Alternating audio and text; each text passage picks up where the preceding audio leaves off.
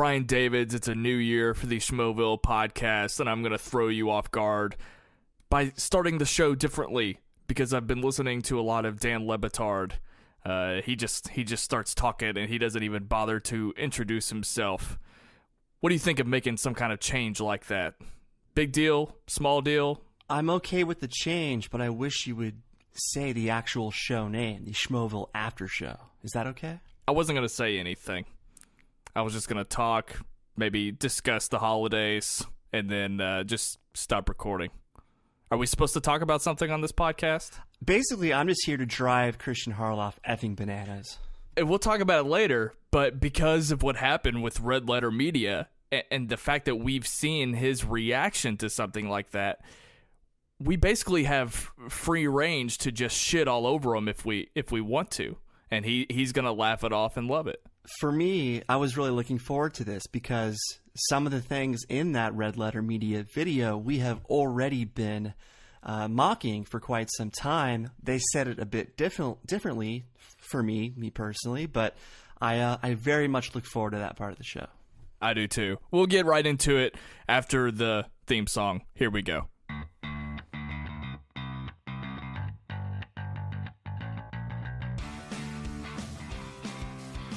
Welcome, everybody, back to the Schmoeville After Show. I am stupid excited to get started.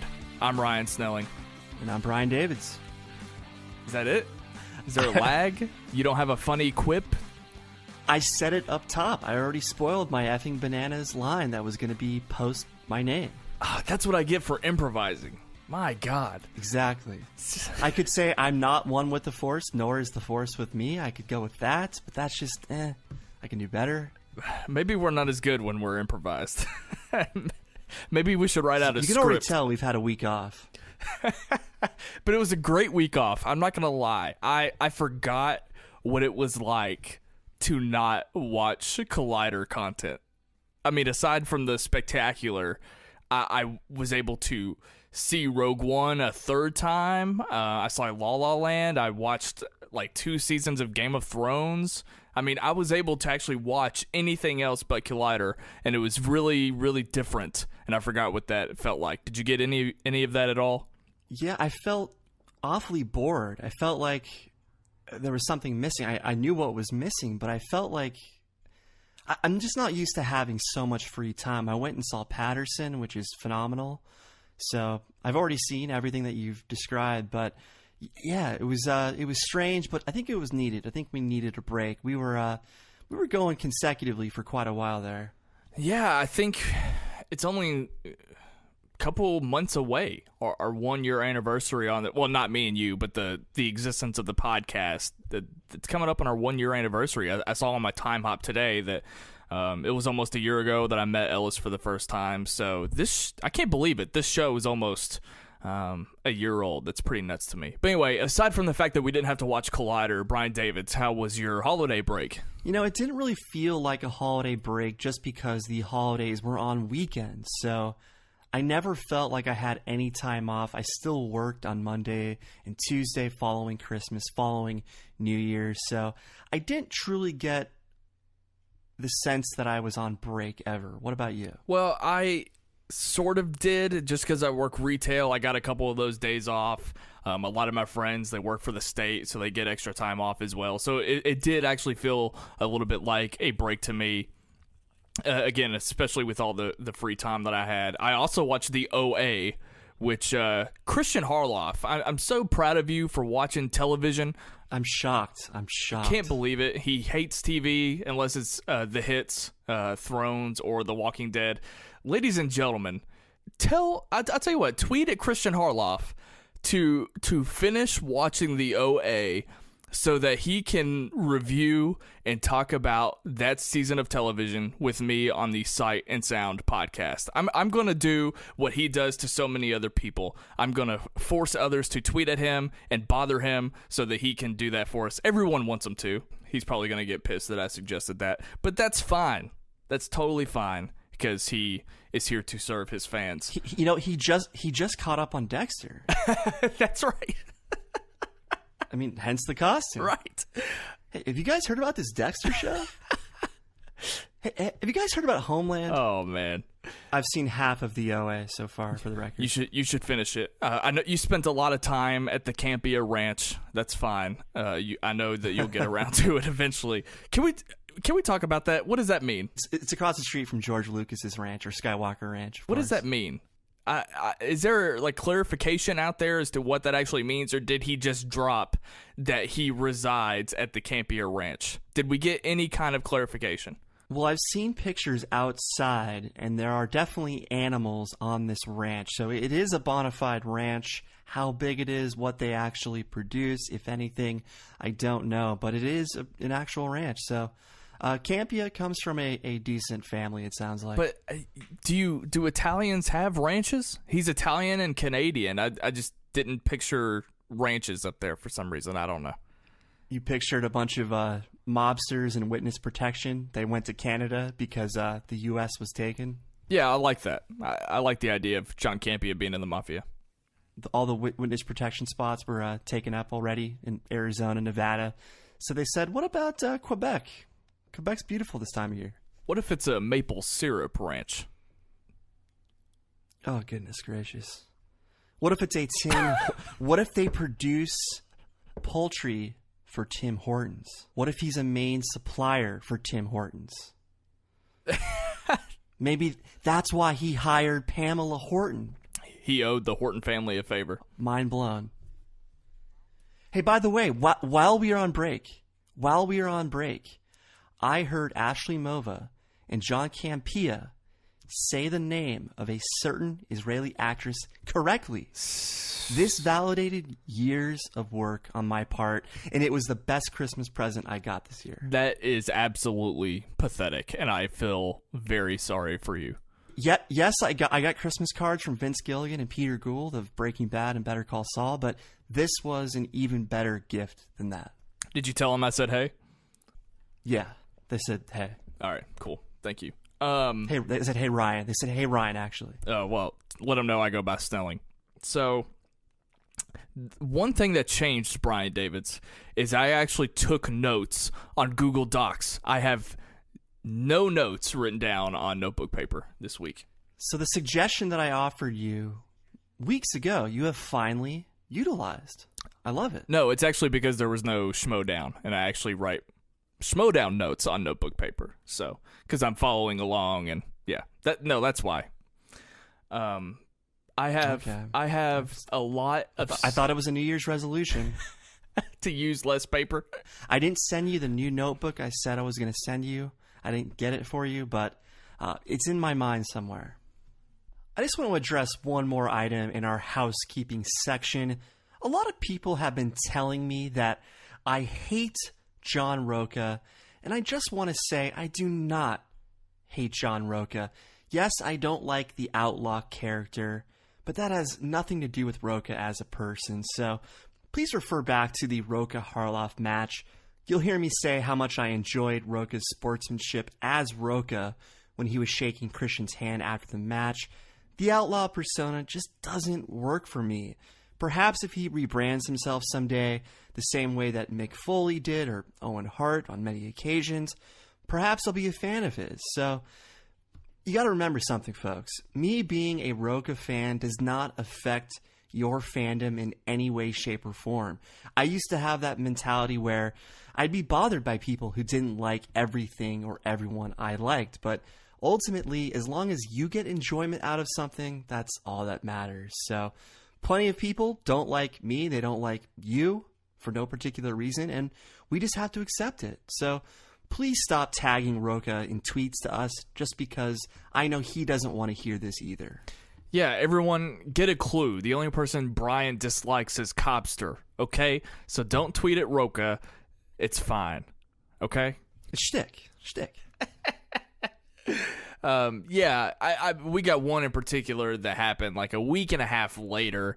I mean, granted, the listener could have just now finished our spectacular after show, but so much time had gone by, and then we got another tweet towards Rocha, and it's like, okay, well, it's kind of old news at this point. I mean, I got half a dozen, and one person, one of our favorite fans, I won't name him, but you know, he said, "What can I do to make you a Roka fan. And it's like, there's nothing you can do. Just accept that some people just aren't meant for everyone. There's no particular reason. It's just, again, anyone cannot like whomever they want. There's no particular reason for it. So just don't let it affect your fandom. It doesn't have to. It shouldn't. I can't believe we have to clarify this, but I do not hate anyone that I watch on YouTube. What I find particularly interesting, by the way, we're not going to talk about the Schmoedown today, of course, because there was no Schmoedown to talk about, but I am so sick of the word heel. I'm over it. I never want to have to say it again. I never want to have to read it again or hear it again. I'm just tired of that jargon. But I do find it interesting that Roka is playing this heel character, and then when people, I'm not saying you dislike him, I'm saying when people are accused of disliking him, he feels the need to address them, and it's like, well, isn't the point of it to piss people off? So if you're going to play the heel card, then you don't have to go after everyone who says that they dislike you. So I just found that particularly interesting, but you're absolutely right.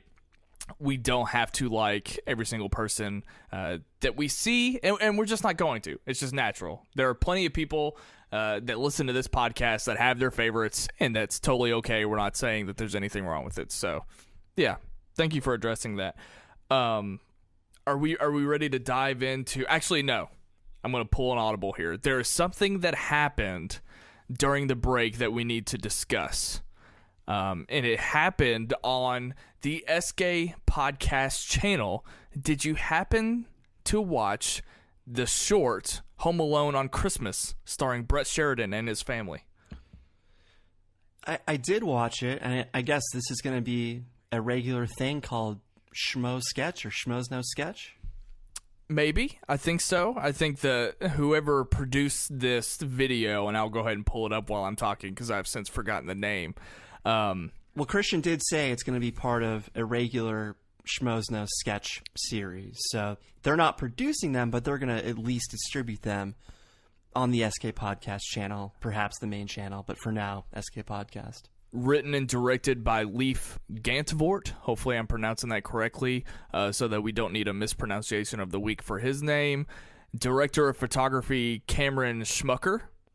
And, of course, Brett. And I guess I said, yeah, it's pretty much Brett's family here, from what I can tell. A lot of Sheridans in it, so that's pretty fun that they all got to do that. For one, let me plant just a theory. Let me plant one theory about this. I don't know anything about this. What if these people produce the web series that Sasha is basically no longer working on, but will supposedly come out in 2017? You know what? I can't believe I'm saying this because I was such a huge advocate of that idea, but I totally forgot that not only did I forget that we were supposed to expect this, but it was supposed to come out like this month. I remember it. The way I remember it was early 2017, January-ish, February-ish. And, yeah. Well, it was delayed. It was delayed till 2017. Yeah. It was supposed to come out at the end of 2016. So this might be the replacement. And, you know, I guess that's another conversation. well, to be fair, Kristian has said that they are not tabling the idea. They're just delaying the release until this year. So I think these could be the people that help Kristian produce it.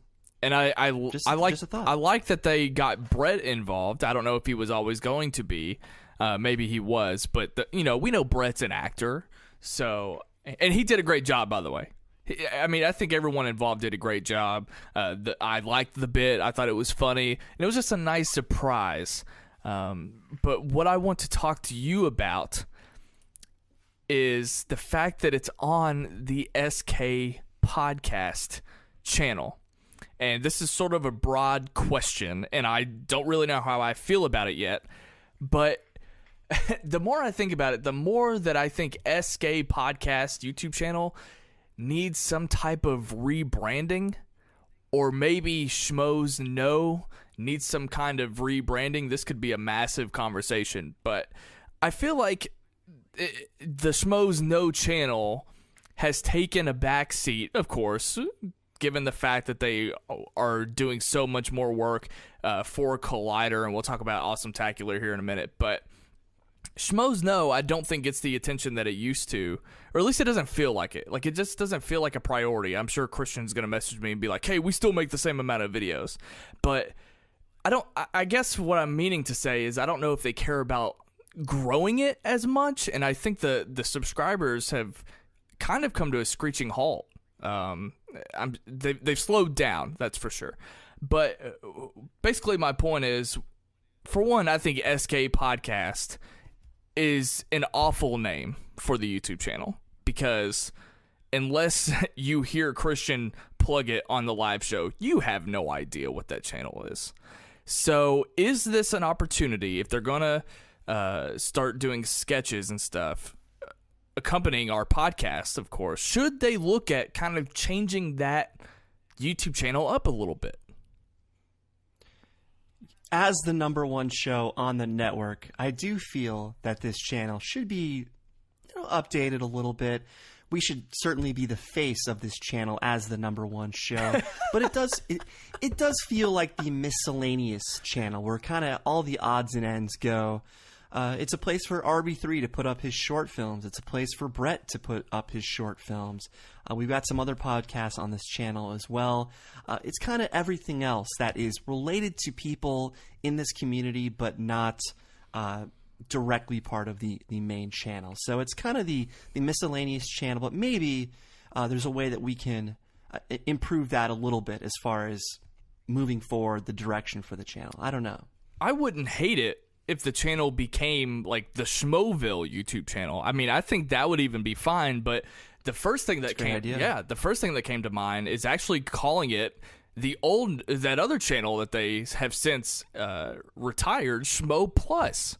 That name actually makes more sense than SK Podcasts. So I hope that they seriously consider that. I don't know if Copster is the one that runs this channel. I know he asked me for some graphics to give him. I think he was going to update the banner at one time with our podcast art. So I don't know if it's Copster still, doing the main stuff, or RB3 or whatever, but I think they should seriously consider updating that and changing it, because SK Podcast, yes, there are podcasts on the channel, but as far as a name goes, I think it's an outdated name for the channel. So well, here's the thing. If you check the URL string, it says Schmoes Know Podcast in the URL. So I think they abbreviated the name, perhaps as a way to distance the channel from their main channel, just because this kind of happened around the time of the merger with Collider. And I think they are just trying to kind of protect themselves and the overall umbrella, while still allowing them the potential to post whatever on this channel and not worry about any repercussions of it. So I think it's a way to kind of to distance themselves in a way, yet still connect themselves in a way without fearing any repercussions. Does that make sense? Yeah, and I totally get that thought process, and that is totally fine. I just have a problem with the result, really. So, given another name, I'm not saying you have to name it Schmoes Know Podcast. Just, I don't know.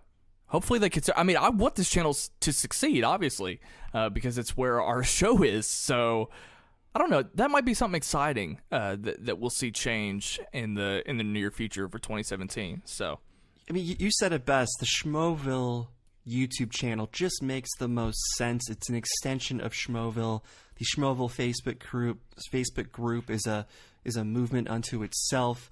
We're an extension of Schmoeville, just like they are. But why not have Schmoeville have its own literal extension in YouTube as well? Absolutely. But anyway, we can talk about that another time as well if we have something else that crosses our mind next week. But let's go on and get into the week in Collider. Man, it's been forever since we've done this. I feel like, my goodness, it's been so long. Let's start with the headliner. Of course, we got stuff that we want to say about movie talk, and I think I've watched 4 out of the 5 episodes this week. But there was one episode in particular that I know we're going to spend a lot of time on, which is Tuesday's episode. Do you have anything, before we jump into that, do you have anything that you want to say about Monday, the first day back with Collider? Yeah, because that was the big, let's talk about Carrie Fisher's passing, and the group really hadn't had a chance to do it because she passed away tragically over break. And I just want to say that I thought Ken, Riley, and Campia to a lesser extent did wonderful tributes to Carrie, whether it was their Facebook page or whatever social media they posted their videos and letters on. Ken and Riley just wrote some unbelievable tributes, so check those out on their Facebook pages if you haven't already. Definitely. This is going to be awkward because we're probably going to talk about fat jokes later on, but when Ellis said that he had gained 10 pounds, I honestly could see it. I'm not trying to be mean, but I recognized it before he said it. And then when he said it, hey, I've gained 10 pounds since I was last on camera, I was kind of like, yeah, I can tell it. Because it was just right up there in his neck. Did you happen to notice that? I didn't look for it, but I guess I can see it. But I've been to Virginia where he lives, and the way they eat, I mean, you're from the South. I mean, the way you guys eat in the South, there's baked potatoes at every restaurant, mac and cheese, the big portions almost everywhere you go. So I can see how it's very quick to gain weight, especially when you live in LA, you work on camera. He's probably got a strict routine that he follows, except when he goes home for the holidays. Yeah, Virginia is literally Kentucky's next door neighbor, so I'm not too far. I wasn't too far from him during the break, but yeah, I mean, and for one, I'm not saying he's fat. That's the last thing I'm saying, because obviously Ellis is a stick. So adding 10 pounds to a stick, it doesn't, you know. I don't want to see any comments saying that I said that. Okay, But given the history of Fat Ellis, it is something worth mentioning because he's always been hard on himself, especially given his past. What I thought was funny about this episode is that we just talked to Makuga about Umberto. And one of the stories in Movie Talk was about Umberto revealing that Deadpool was going to be in Logan. And I thought it was hysterical when I was watching these guys talk about it, because I don't even think they said Umberto's name once. I think they were kind of dancing around it. But I got a lot of satisfaction out of that. Did you happen to catch that? Yeah, I think they said the rap, but yeah, I'm sure Makuga was whistling Dixie when we saw that go down. Because he was in the office probably for TV Talk. So I hope that Makuga had a good time with that as well. I'm sure he did. Speaking of the Deadpool thing, did you... we talked about jokes Jeremy Jahns has made in the past. Did you appreciate the Barney singing I Love You in the Passion of the Christ joke? It's hard for me to remember it in the context, but I do remember something like that. I do remember laughing. He said Deadpool and Logan is like Barney singing I Love You. Yeah. That's hilarious. That's hilarious. I agree. I mean, Jeremy, when he wants to be brilliant, he's absolutely brilliant. I sound like a British person when I say that, but yeah, great moment. What else did they do? They did the most anticipated films of 2017, correct? It's been bothering me how the majority of people base their most anticipated films on what trailers are released. Where when I made my list, I don't need trailers, I don't need pictures. I just look at filmmakers and writers that I like, sure, such as Taylor Sheridan and the fact that he's writing the Sicario sequel, which is coming out this year. He's also got his directorial debut, Wind River, which is the third film in his thematic trilogy, along with Hell or High Water and Sicario. We've got Annihilation from Ex Machina's Alex Garland. We've got a ton of films, Hostels with Christian Bale and Ben Foster. So there are a bunch of films that don't have any marketing materials out there that nobody mentioned because they went with the stuff that is already being highly promoted. Yeah, I'm with you, but in the years past, I've gotten myself into trouble because the past 2 years, Passengers, because of who was behind the camera, well, and in front of the camera, was one of my most highly anticipated movies of 2016, and it just fell completely flat. And the year before that, Tomorrowland, because of Brad Bird and Damon Lindelof, I think was my number 2 film on that list. So yeah, but that looked awesome though. That looked awesome from the trailers. Britt Robertson, it was great. Yeah, I think she still has potential, but the director of Passengers wasn't someone that's like, oh god, I gotta see what that director. Well, he was doing. right off of was the Imitation Game that he did before, but I'm mainly talking about like John Spates and the fact that script was so highly regarded. I mean, I was hearing that through the grapevine back in the day. Yeah, top of the blacklist in 2007, but they changed that script, and the original ending is not in the film, and that film is terrible, for the record. Anyway, not to go down that rabbit hole, but what do you think about Darth Harloff saying, he said that episode 7 was a reboot, and I could not disagree more. Like, by definition, it is not a reboot. It is just a sequel. Did it reinvigorate the franchise? Sure, but by definition, not a reboot, correct? There's a new term that certain film writers are trying to throw out there, which is requel, where it's part sequel, part reboot. And that's kind of more where I'm leading, just because it continues the story, yet kind of shuffles the deck as far as principal characters go. But I would not call it a reboot either. Okay, so Spider-Man 3, Sam Raimi's Spider-Man 3, blew ass. If he had made his Spider-Man 4, it wouldn't be called a requel just because the movie before it sucked. And that's the same context. The last Star Wars movie sucked, yet they call this a requel? No, I don't see it. I don't make the connection. Please don't get me down this rabbit hole. Okay, let's go. Let's just jump right into Tuesday's movie talk, because I know that's the one that we have a lot to say about this. So real quick, on Tuesday, why was this top 5 episode for top 5 movies of 2016 debate, quote unquote? Why was this placed on Tuesday when the previous versions of it were on Thursday? Because I've got a very fun conspiracy theory about this that I'm going to save, but I'm curious why it was all of a sudden put on a different day than usual. This time it had John, it had Jeremy, it had Schnepp, it had Ellis, and it had Perry instead of Kristian, since Kristian doesn't typically do Tuesday movie talk. Where are you going with this? Because you're going to have to convince me why it matters. I mean, I know that the other ones were on Thursdays, but what are you picking up on that I'm not?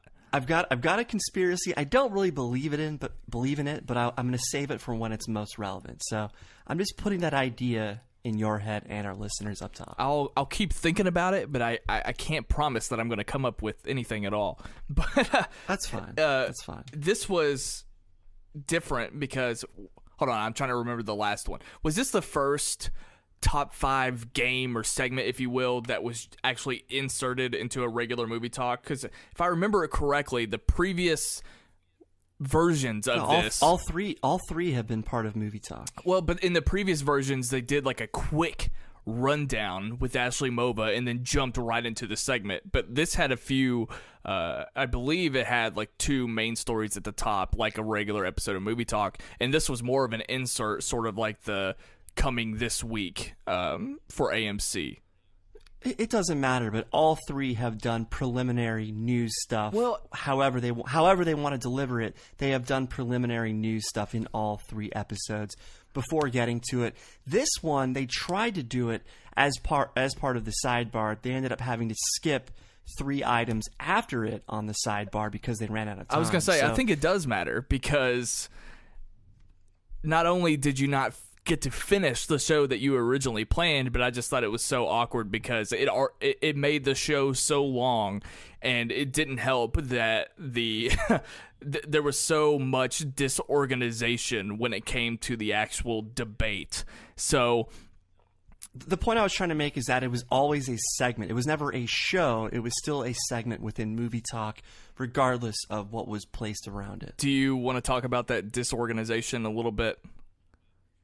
I want to say something in regards to the news section real quick, because they talked about the Han Solo film potentially being delayed until December, and I want to defend Kristian real quick because he's been positing the theory that Disney is inevitably going to move to 2 films per year, much like they did with the MCU, which started at 1 film, 2 films, and now 3 in 2017. And John tried to say, well, if they're moving to December, well, clearly Kristian is wrong. Clearly they're not going to do 2 films per year. And I don't understand the logic there. You don't need to plant Han Solo in May to prime the pump for 2 movies in 2019 or 2020 or whenever they decide to do it. They can just schedule 2 movies whenever they want. They don't need a test run in May to cement the decision because we already know Star Wars does great in May. Star Wars is foolproof no matter where you put it. So Kristian, I don't understand why John was so intent on destroying Kristian's point. It doesn't make sense to me. And Kristian had to bring it up on Jedi Council because he was still certain, which I agree with, that they will be moving to 2 films. It just makes sense since you have younger characters like Alden Ehrenreich as Han Solo. You don't want to have 4 years in between potential sequels, especially when you've got an Obi-Wan movie to potentially introduce, a la Logan in the desert or whatever else they want to do in between the saga films. So John's point is completely irrelevant. I completely agree with what you just said because there's nothing that stops Disney from saying, hey, we have Han Solo coming out December 2018. We're going to put Boba Fett May 2019 and then have episode 9 in December of 2019. There's no reason why they can't do that if they decide to. So you are absolutely right. Kristian is absolutely right. I don't know. Okay. I have a point about Campea. I want to make it later on, though, when we get to Jedi Council. I'm sure I'll agree with you on that, but from the get-go, in this top 5 segment, Campea announced, which we kind of speculated before, Campea is going to make the top 5 segment a full-fledged show. There are still details to come, but he's going to make this a thing. I wonder where he got that idea from. I know. Look, Jinx. I see what he's doing here. I mean, he sees the popularity. He sees how upset people are about the cancellation of Top 10. So in his mind, he is compromising with the fandom to say, well, we're going to give you something, just not the exact show that you want. And because I'm putting my twist on it, it's going to be a hit show. And I think he's going to will this show and give it as much time as it needs to be successful because it's going to be his show. Whereas Roca and Nos, that was Top 10 was theirs. It's not Campea. So I think Campea is going to will his creation to the point where it's successful, which is kind of a shame. I think that Campea might be missing the point, though. I think this hashtag Save Top 10 is sort of coupled with the idea that people want it to be Roca and Nost. So I still kind of think it's up in the air. It might do well on YouTube and it might bring people over, but I still think people are going to be pissed because the people that were originally involved with Top 10 aren't going to be in a part of Top 5. And the only reason why I'm assuming that is because I saw a tweet exchange between a fan and Roca had no idea that announcement had even taken place. So, but look, there's 5 people on the panel for this type of show, for the top 5 show. Why wouldn't they incorporate Roca and Nost unless they just don't want to pay for more people when they've got a staff already that could do it per their existing agreement? Right. So, I that would be awfully bizarre the next time Roca shows up to that office after greenlighting a top 5 show without Roca and Nost being invited. Yeah, I mean, the only way I think Campea can justify making this decision is if it's like a quick 4-minute video. And it's purely supposed to be a video that optimizes their plays in YouTube. That's the only real reason I can see justifying, because, you know, they talk about the time and the resources and the hosts, you know, because Top 10 almost went like an hour long sometimes, typically. So, I mean, it was just like... This is not going to be a 4-minute video. This is going to be what we've been watching in a show format. Oh, I'm not saying it's going to be. I'm just saying that's the only way. That's, in my opinion, that's the only way Campea can justify this without, you know, deserving some kind of outcry. Because it's just, it sounds so silly. And when I heard Campea make this announcement, I was just kind of laughing the whole time. Because yes, we speculated on it, but to know that it's a reality and it's so close to that other show, I mean, I don't know. I'm not saying I'm not going to like it. That's not what I'm saying at all. It just kind of has, I have a bad taste in my mouth, and I kind of feel bad for Rocha and Nost if they're not going to be involved. So that's all I'm saying. He really doubled down on the top 10 stuff via last weekend's mailbag. He was saying the last 4 shows of top 10 were below 20,000 average. I've been saying for a while that the last 8 episodes were trending downward towards 20,000, but he took it a step farther than that. And so he's really kind of cementing his decision about canceling it. So that's why I'm more convinced that he is going to do everything possible to make sure that his incarnation of the top 10 show gets every chance it can to succeed. I mean, okay. It gets engagement. That's all they care about, is the fact that people engage in the comments to post their own rankings. That's all it is. Right. I know. But when you hear things like that, like the fact that there's no arguing the view count for top 10. Like, I'm not arguing that at all. But if that show deserves to be canceled with that type of view count, then I don't think TV Talk is really anywhere ready. TV Talk. I don't think TV Talk is anywhere near being ready for a daily show. I want it very badly, but I mean those numbers are depending on the week between 30 and 40, and I mean that's not that much more, especially when you compare it to their one daily show, Movie Talk. So I don't know. It just, I'm so puzzled. I don't. Why not just, if you have the time and the interest, why not just come up with another type of show? Why not just do something totally different instead of a top 5 show? Because, okay, comparing it to top 10 is one thing, but just considering what type of content is being made on YouTube already, I don't know. I mean, that could have been an opportunity to actually do something different, and they're just staying with this ranking, this top 5 show. I mean, that's a whole other discussion. I get why they're doing it, because as we saw with the 7fave hashtag, as we saw with the top 10 films of the year, everybody wants to show their list because all these rankings are subjective. So everybody thinks their list is better than their list. So I see why they want to kind of double down and capitalize on that, but I wish they would move on from it. More importantly, did you enjoy watching this segment of Top 5? It was a beautiful mess. A hot mess. It was. I appreciated it because it had this level of transparency, and it was kind of funny in the moments where they didn't really know what was going on. I feel like Ellis was asleep this entire episode. There was a point where you could see Ellis and Jeremy completely check out. There was a great moment where Perry said, "You know what? I don't like this game." I mean, she said something along those lines where it was just like, even the hosts, you could tell, were miserable. I mean, this could have been fixed with like 5 more minutes in the production meeting. I mean, this is the 3rd time that they've done some kind of variation of this.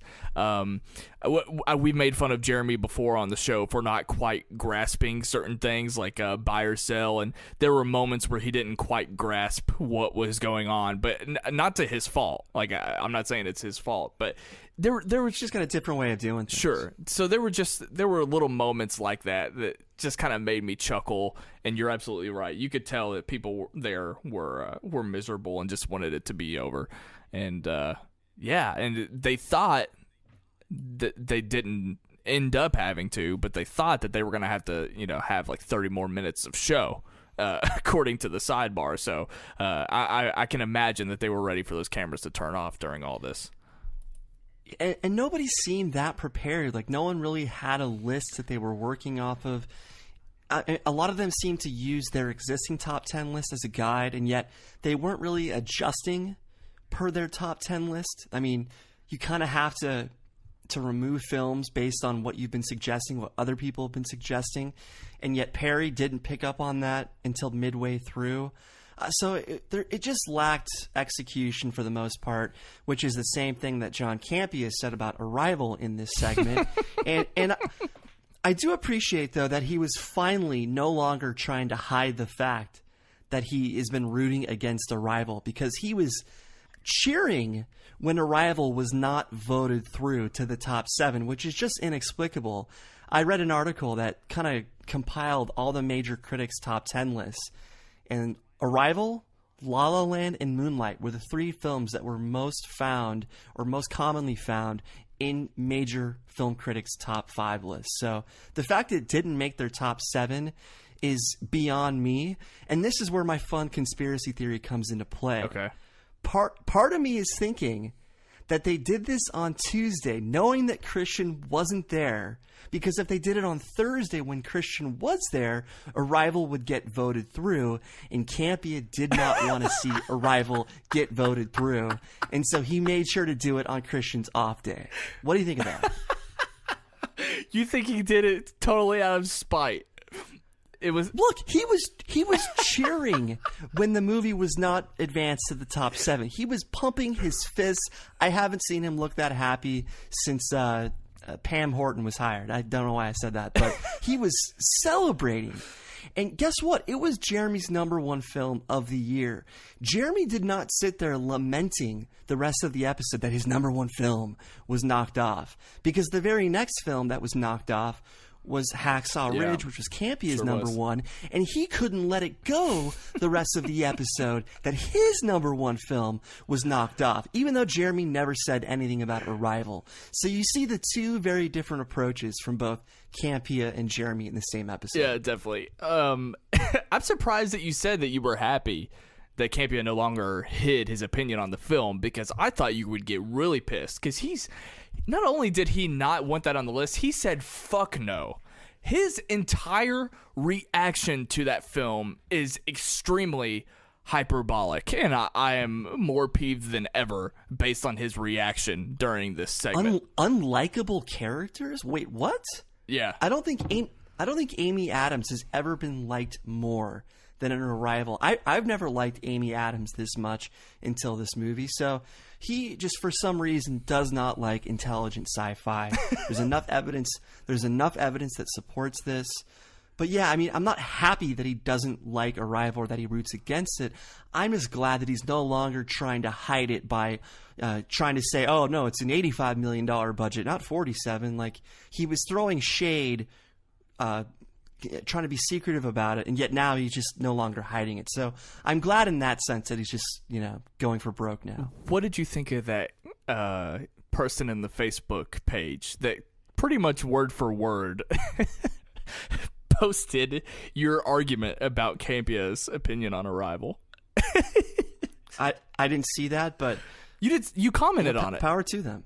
Oh, did I? Yeah. Remind me what it said. Your comment was, "This seems familiar," because that kid pretty much plagiarized. That was wasn't this before this episode? Yeah, it was before the episode. Yeah, that's funny you mentioned that. I saw someone make the virtual same point that I've made about Campia before in regards to these certain sci-fi films. And yeah, I did post, this sounds awfully familiar, so I'm glad you caught that. Yeah, definitely. That's not the first time that's happened either. I've actually tested a few very specific opinions and statements on this show, and sure enough, I've seen them pop up verbatim. And the reason I started doing that was because when I first acknowledged the golden throat thing making me uncomfortable, that's when I noticed someone took that exact statement and posted it in the comments for the next Schmoedown episode. So after that point, I said, I'm going to test this out a little bit and see how far it goes based on the people who listen to the show. Yeah, I definitely remember that. That's funny. Yeah, to cap off this episode, this really made me miss Ken. I know we got Ken later in the week on Jedi Council, but I just missed Ken's presence on Movie Talk because I think that he could have maybe beefed up this episode a little bit. Just a yes or no from you, Brian. Did you like their final top 5 list? Do you agree with it? Do you think it's silly?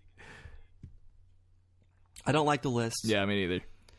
Even though 3 of these films are in my top 5, I don't like how they got to this conclusion. I didn't like the show. I was not entertained by it. And I've been open to this top 5 thing. I've always viewed it in a positive way. This is kind of a compromise, an olive branch for no top 10, just because look, you can't force them to produce a show that's not producing, especially when it costs money to produce a show. But this was just a mess in every way, and Campia truly is to blame. I don't blame the other hosts whatsoever. But the top 10 truthers are going to be so upset about this, not just because they're making a show, but for the fact that Top 10 emphasize the discussion of these films, not the ranking. All this show does is emphasize the ranking. There's no debate. There's no discussion. It's all ranking, and this just isn't in the same spirit as Top 10. If you did 5 films and discussed them, that's one thing, but there is no discussion. So, do you want to go into TV talk now? I do. I think there's one more point to make. Oh, but yeah. No, I'm sorry. We were going to talk about Mailbag and Awesometacular first before we moved into the genre stuff. I'm sorry. Yeah, there's a lot to unpack here. We had the debut of Awesometacular, Jeremy's show, via Verizon's Go90 app. You can actually stream these episodes on the Go90 website. And I was kind of disappointed when we learned over break that this was not going to be on the YouTube channel, because this entire time we have believed that Complex brought in Jeremy Jahns to beef up Collider Video, the YouTube channel, to bring it to the level of their biggest competitors, get them 1 million+ subscribers. But this decision proved to me that the YouTube channel is not their only priority. So we spent all this time discussing, how do we grow this YouTube channel? At the time, we were like, well, let's have bigger YouTubers guests. Well, we got one of the biggest YouTubers, and he's part of the show. But that's not the only reason why they brought him down here. They want him producing content, not just for YouTube, but for other platforms, other distribution methods. And I get it. To afford the ability to provide us more free YouTube content, they kind of have to make these agreements with other parties, and potentially maybe Verizon can bring them an audience they didn't have already on YouTube. But I think for the most part, I think Verizon is taking advantage of their infrastructure as well as our audience, the audience as in us. So I think Verizon gets a great deal out of this, even if they are paying Collider, which does help us get more free YouTube content. So, long-winded way of saying, I posted this comment in the weekend mailbag that John did from Canada. I said I thought Jeremy was there to grow the YouTube channel.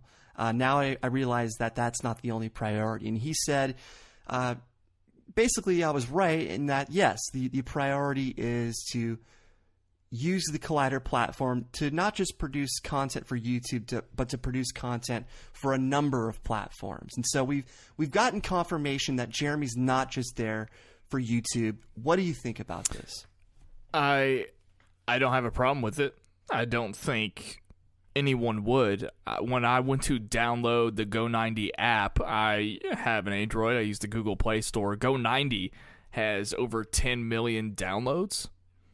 So, awesome. So not only, I mean, it's both. I think that, but you didn't expect this though. We thought he was just there to grow not at YouTube. all, not at all. No, there's no way I expected it.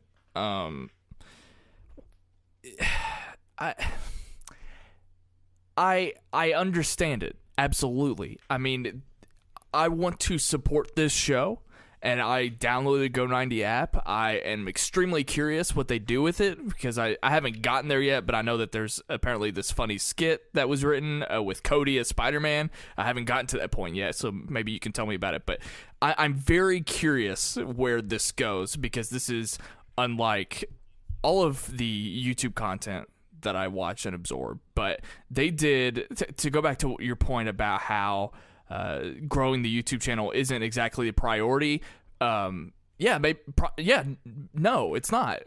Based on what Campia said, it's not the only priority. Yeah, absolutely. But I hope to God that 10 million downloads in the Google Play Store translates into more subscribers on YouTube. I think I was happy to see, because maybe just from the promos and the fact that Jeremy was on that main graphic that we saw for the first time a couple weeks ago, I guess I didn't realize and maybe you did, what kind of show it might be that they would implement all of our Collider favorites into the show the way that they did. And I think they made it a point to plug all of their shows very well every time that someone spoke, like Makuga for TV Talk.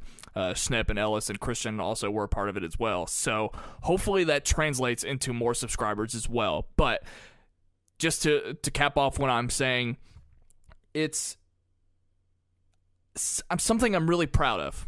I don't have anything to do with it, but I'm happy to see that they've branched out into something like this. This is something that so many people are using, apparently. I didn't realize how big that Go90 was until I downloaded it today, but so many people are using this thing now, and it's the way of the future. Mobile TV, I think, is what Go90 says that they are, is mobile TV. So, yeah, I'm glad that they have attached themselves to something that seems to be much bigger than their YouTube channel. So I cannot wait for the future of this show. I had a lot of concerns about this show. I was worried that this was another Film HQ, which ultimately that experiment, creating content for that platform, did not work via Comic-Con HQ. However, that was SVOD. That was a pay service. Go90 is a free app, so I think that's going to take away a lot of the stigma that was following Film HQ. You know, I can just watch this for free already. Why would I pay for this? But Go90 doesn't have that problem, and this show is basically a better version of Film HQ. It's got some of those elements like the group discussion. It's got Jeremy playing video games with Pam Horton, the heir to the Tim Hortons franchise. It's got some sketch stuff. It's got Jeremy doing his quick cut stuff. So it's a better show than Film HQ. I've seen the first 3 episodes. I enjoyed them for the most part. There's still some improvements they can make, but overall, I think this show is in a better position to succeed than Film HQ ever was. I agree completely. I absolutely believe that this is the better show. It's definitely a plus that we don't have to pay for this, because when I watched Film HQ, I felt like I was paying for just another version of Collider. I just didn't need to watch it based on all the content that they were already producing at Collider, and I also didn't have to pay for it. So I quickly canceled that subscription. So I like this a whole lot better. As far as like my interest in the show, I'm going to support it because I believe in it. There are parts that I dislike, and it's just based on the fact that, like, I've spoke about it before. I like Jeremy more as a movie talk contributor, but I don't actually care for his actual YouTube content and the way he does reviews. And I think that is something that people might rail on me for that, but it's like I got into this show because of how I like Kristian and Mark's type of video. And I think that they do things very differently than what Jeremy does when he reviews movies. So hopefully people can understand that it's just a preference that I like a movie review channel like what Kristian and Mark have made, and not Jeremy. So the intros that Jeremy does, the quick cuts, and the fact that it's so similar to the reviews, I'm not always on board with. But I'm curious as to what is being sandwiched in the show, the discussion, and seeing Jeremy play with getting to know Pamela, play video games, like, and all the sketches that we talked about. So I'm definitely curious to see what is sandwiched in this type of episode. So. And everybody is a part of it. I mean, Ken and Riley write for it. Even RB3 is a PA on it. So they've got everybody contributing in one way, shape, or form. And I'm so impressed by how they're able to maximize every bit of real estate that they have at Collider Studios. This is, in fact, filmed at Collider Studios. And they are just doing it in the same areas that we see other stuff being filmed. So I'm really impressed by how they're making the most of the space they have, which isn't a lot, but they are being creative to give us different looks, different settings, different backdrops. I'm very curious to see if they address it at any point on Collider, but I can't wait to hear, hopefully from Kristian, to see what their numbers are and actually be able to see with our own eyes how it changes the Collider YouTube channel. So that kind of stuff excites me, and I'm very happy for him. I think that people will respond to this for sure. The fact that Jeremy's so popular. The promo, I think that they released the promo today on Collider's YouTube channel, but I saw it today, and the promo just makes the show look so much fun. So I think people are really going to respond to it. So I can't wait to see what happens. So. You know, I'm told it's the #1 show on the network, just like I'm told we're the #1 show on this network. I actually, when I went to Go 90, I assumed that it would be featured. And at the time that I looked at it, it wasn't. I had to search for it. So hopefully Go 90 actually gives this some more recognition. I don't know if it's changed since then. This was several hours ago when I looked this up. So. But I don't know. Did you happen to catch that, or did you just see it on the website? I just saw it on the website. By the way, the stream on their website is very poor. I could not get a smooth stream to save my life, so I think you're almost forced into downloading the app. But hopefully they improve that. So does that cover your thoughts on Awesometacular? Yeah, I think so. I'm ready for a pee break and then to talk genre shows. So I just want to say something real quick about Mailbag. John did these impromptu from Canada. It was just him talking. And I got to say, I really miss seeing him doing mailbags. He's very enjoyable in these kind of free-form scenarios, long-form scenarios, where it's just him talking. He's not getting all jacked up on Arrival being eliminated on Movie Talk. He's just talking to the fans, and I like John in these moments, and I want him to do Mailbag again, especially since he pronounced a certain Israeli actress correctly during this weekend Mailbag. Brian? I'm not saying the name. I'm trying to meet you halfway here, but I want to see him do Mailbags again, and he referenced a question during one of the shows this week. I can't remember which one.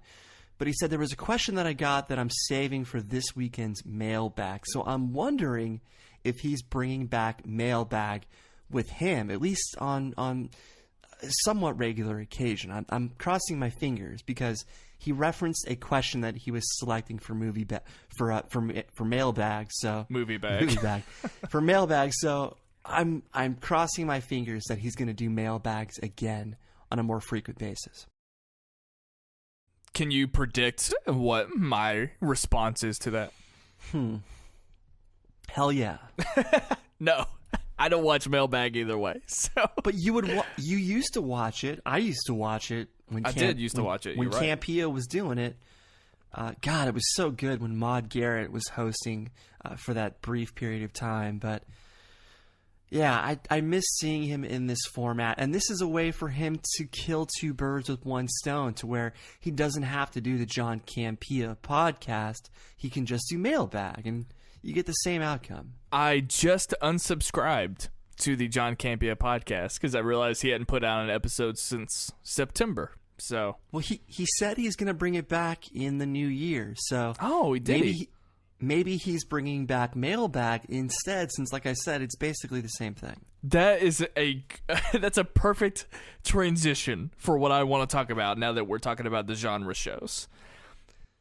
All right, what's next? That's great, thank you. I want to talk about John Campea on the genre shows, on Heroes, on Jedi Council, and I guess now on the John Campea podcast. I want to know if you said you might agree with me. I think that Campea becomes redundant. Now, I'm going to talk like Campea and talk like I'm walking on eggshells and make sure that there are no holes in my argument. So this is not me saying I dislike Campea or I think that he is just redundant when he's, hosting Movie Talk. And sometimes throws these absolute fits over things. Sometimes it's just a standard run-of-the-mill opinion on something.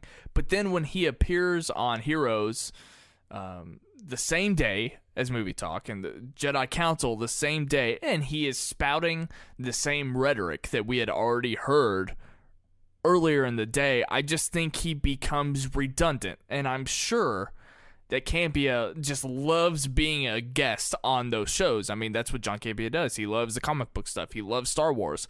And he has every right to be on those shows. But I think it's also safe to assume that the majority of the people that are watching Jedi Council and Heroes also watch Movie Talk as well. So, do you agree that it's just kind of redundant and you get a little tired of hearing him say the same things multiple times throughout the week? There is validity to your point because comic books and Star Wars are a big part of this channel, whether it's Movie Talk, whether it's Collider Heroes, whether it's Collider Jedi Council. So, I understand the overlap. But for me, because of the fact that he does space out his appearances these days on Heroes, Jedi Council, I don't think it's too big of an issue because he's not appearing every week anymore. So I'm not too concerned with getting burnt out on Campea just because I know that he's going to go into a stretch where he misses 4 straight Heroes or misses a couple Jedi Council. I mean, this was his first Jedi Council since Rogue One came out. He hasn't been on in 3 weeks. So that is why I'm not stressing it too much, but there is validity. Maybe to what it you're was saying. just this week in particular. Maybe this was the week. It was sort of an outlier because if I'm going to continue to walk on eggshells, someone could say the same thing about Kristian because his Movie Talk days are now Monday, Wednesday, and Thursday. If a big Star Wars if news drops for Star Wars on a Thursday, then that means we're going to hear Kristian speak on it twice in that day, and therefore you could say the same thing that I just said about Campea about Kristian. So maybe it's just there are certain weeks where I kind of get tired of his rants, but Kristian is on Collider more sporadic than Campea is. So is Ellis. So I guess it's just I'm not as tired of them when that same thing happens for them. Does that make sense?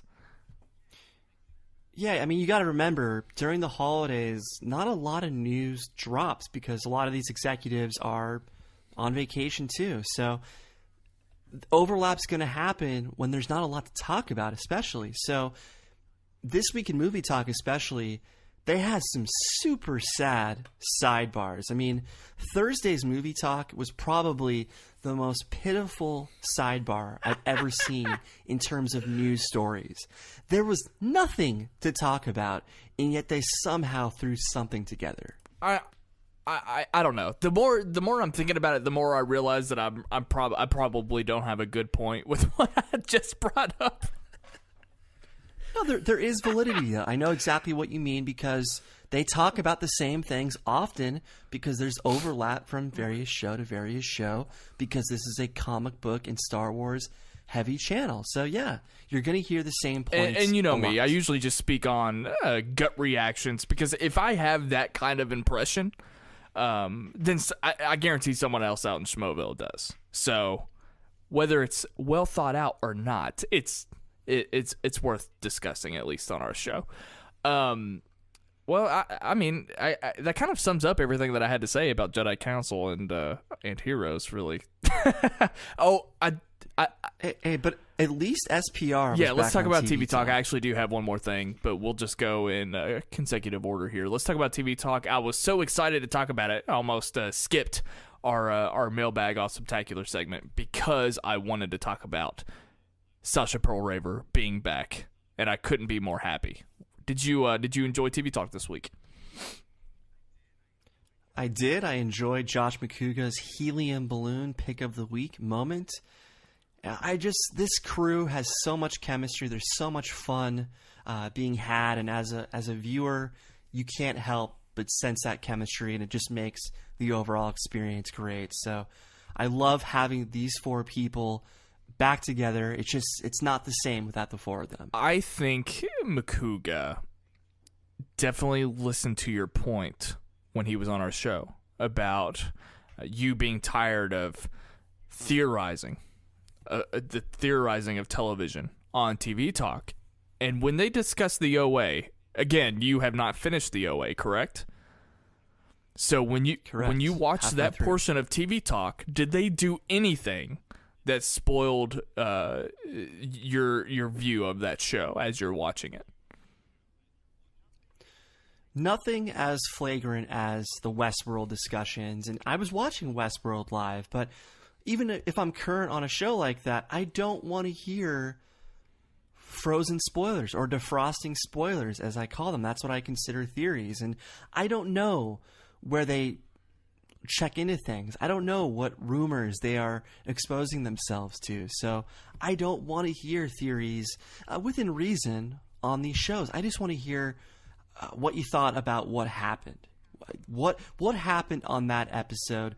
Did you like it? How did you react to it?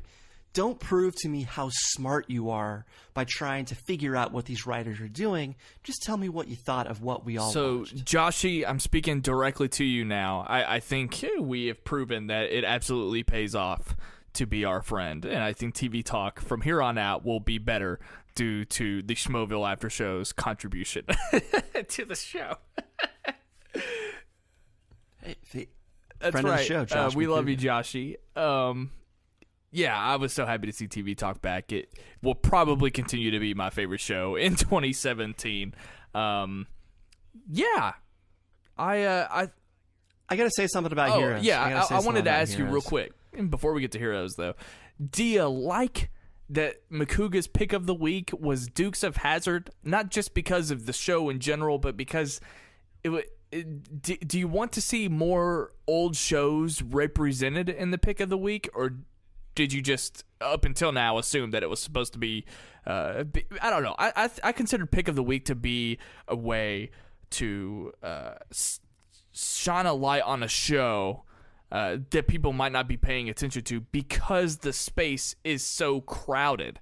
So do you like that they went back in time to plug Dukes of Hazzard, or what's your preference as a TV viewer? Well, they've done this before where they've done some old shows, but I mean, after a while, you're going to run out of cool shows that they don't talk about too often, but are still worth mentioning. So I really don't mind what they suggest, as long as it has meaning to them and they have good reasoning for it. It's not like we're gonna go out and watch every pick of the week that they recommend. I mean, it's a way to get kind of a look inside their personalities, because each person gets their chance to pick one within a month. So I like that each person gets their chance, and you just get to see more of what their tastes are. Josh typically gives kind of a story, kind of an anecdote as to, when I was 5 years old, my dad used to watch this show with me while reading bedtime stories. So it means something to me in that sense. So I like that they Have you ever once watched a show because it was on pick of the week? Not knowingly, not consciously, but I'm sure I've just so happened to be watching a show that was mentioned in Pick of the Week. I was just going to say that I've never watched a show because it was on Pick of the Week. So that's all I wanted to say. Okay, let's jump to Heroes.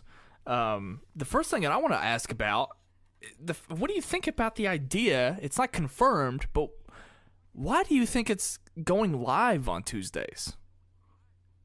Or let me put an asterisk, because like Campia said, we don't know if it's going to continue in the future. So let me just rephrase the question. Why do you think this episode in particular went live on Tuesday?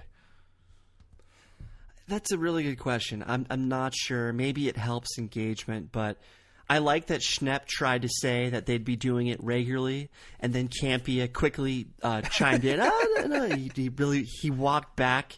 He walked Schnepp back right away on that statement. So, look, if they want to try it, perhaps they have their reasoning. Perhaps it helps engagement. Perhaps it helps the video's rankings. I don't know, but they have their reasons. That's fine. Will it stick? Who knows? But my main takeaway from this was I did not like how Campia was treating Robert Meyer Burnett's win as far as the Inner Geekdom championship. He was kind of being a bad sport, and he was trying to be jokey about it, and yet it did not come off the way that Campia intended. Ultimately, he pulled back completely from it, but I didn't like how he tried to make excuses for R&B winning over John. R&B absolutely smoked John.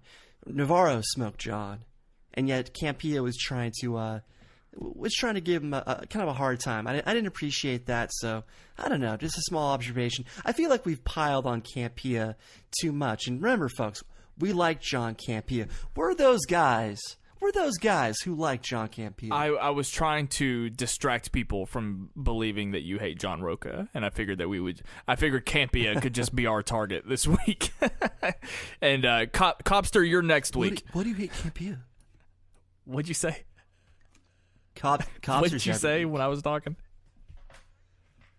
Why do you hate Campea? Is there anything I can do to make you? Do I have to Campea bring fan? up that I wrote John Campea a love letter when he announced that he was leaving Collider? Because I never, for whatever reason, never in a million years thought that one day he could just come back and it would be like he never left, which is obviously how it ended up being. But he never left. Quite truly. So.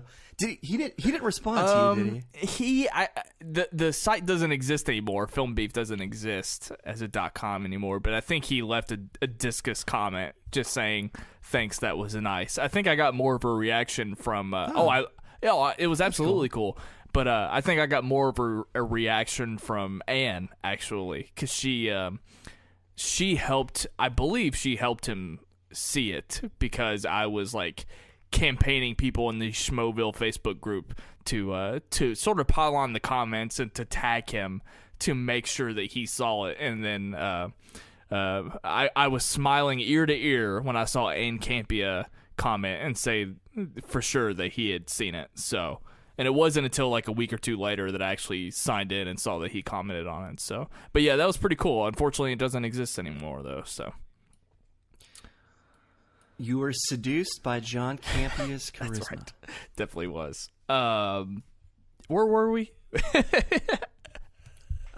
We were wrapping up our nightmare or our heroes points. Do you have any points? I think it's awesome. Hey, we've talked about it before. I love that they have the hookup with Doug Jones. I think he's a super interesting guy. So I like that he appeared on the show. I actually did watch. I don't have anything to say about Nightmares, but I did make sure to watch it this week. I wanted to make sure that I got in as much as I could. And also just missed Riley. I feel like I haven't seen Riley on anything in forever. Aside from the fact that we were on break, it's been a while, so I was happy to see him back as well. He's still battling the Wood Ranch Chop Salad of Death, and he's probably still celebrating the USC football game. I don't think he has come down from that. That's why he was missing from the live show this week. Was he wearing his brand new hat on Nightmares? I couldn't remember. I didn't make a note of it. He wasn't wearing a hat, right. and that adds credence to my previous hat theory that they might be being told, or they might be told to kind of pull back on the hats a little bit. So I don't remember if Griffin was wearing a hat this week. That's kind of the big test. Is David Griffin wearing a hat? I don't think he was, and I will check right now as we're talking. Because he's pulled back. He's pulled back big time on the hats, and that says something that a potential dress code was. I love the fact that they're like, hey, no hats on screen, but when Ellis interviews J.A. Bayona, and that might be your mispronunciation of the week, as I probably butchered that name, feel free to wear a hoodie when you're interviewing these guys. I thought that was hilarious, but, classic. He was unshaved. Classic Ellis. David Griffin was not wearing a hat on TV Talk this week. I think there is something to the hat theory. Maybe. So Clint Lajeune and I have something to brag about this week.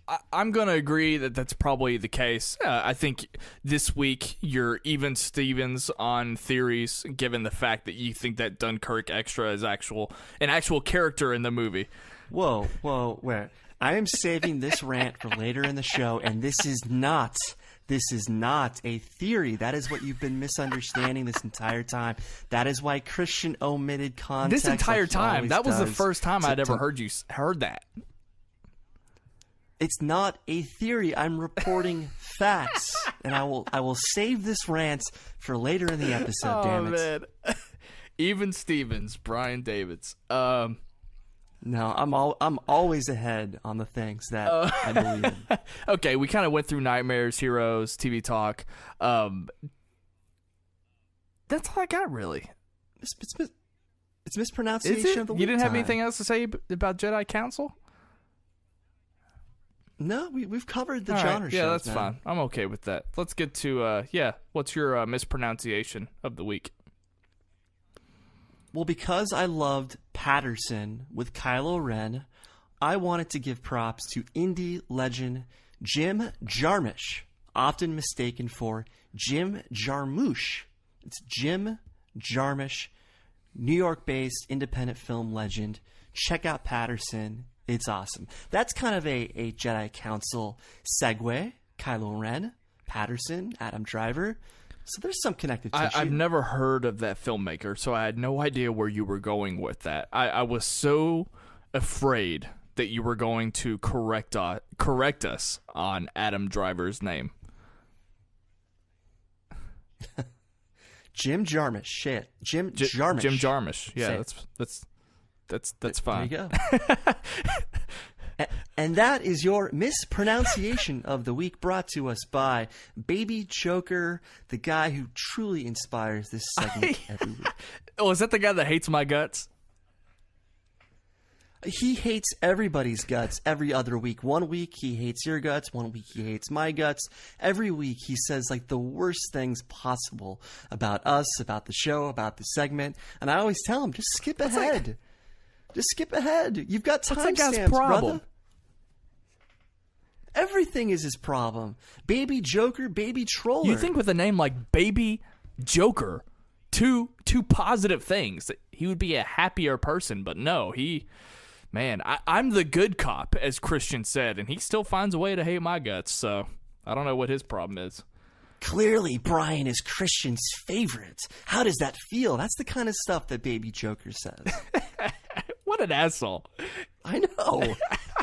Okay. I know that we're not going to talk about the Schmoedown today, but there was this special that was released over this weekend, and it was produced by our buddy RB3, and I have to admit it right off the top here. I told him that I would finish it. I had started it. I've had to work. I came home and watched the UK game. I was not able to finish it in time to record the podcast, but I did see some of it. You've seen all of it, correct, Brian? I have seen all of it. Okay. And I just gotta say, I hope they gave RB3 more than a Jelly of the Month Club membership for Christmas, because he did a great job on this. And this is basically a retrospective to get people caught up on the Schmoedown who did not get a chance to watch season 1. So going into season 2, people can know what's going on without having watched the entire season. It was helpful to me. I watched part 1, and it's about the rise and fall of Roka. It was extremely helpful because a lot of these things I just forget about. And it was a lot of fun reliving the moments, remembering some of these moments. And it's just really interesting to see these, personalities, their arcs condensed in this way. And it makes it that much more fun and that much more special. And again, I only saw a brief moment of it, but I absolutely loved it. And I also loved that he narrated it. So from what I saw, that's the best part. RB3, I told you that. Fuck y'all. Yeah, that was.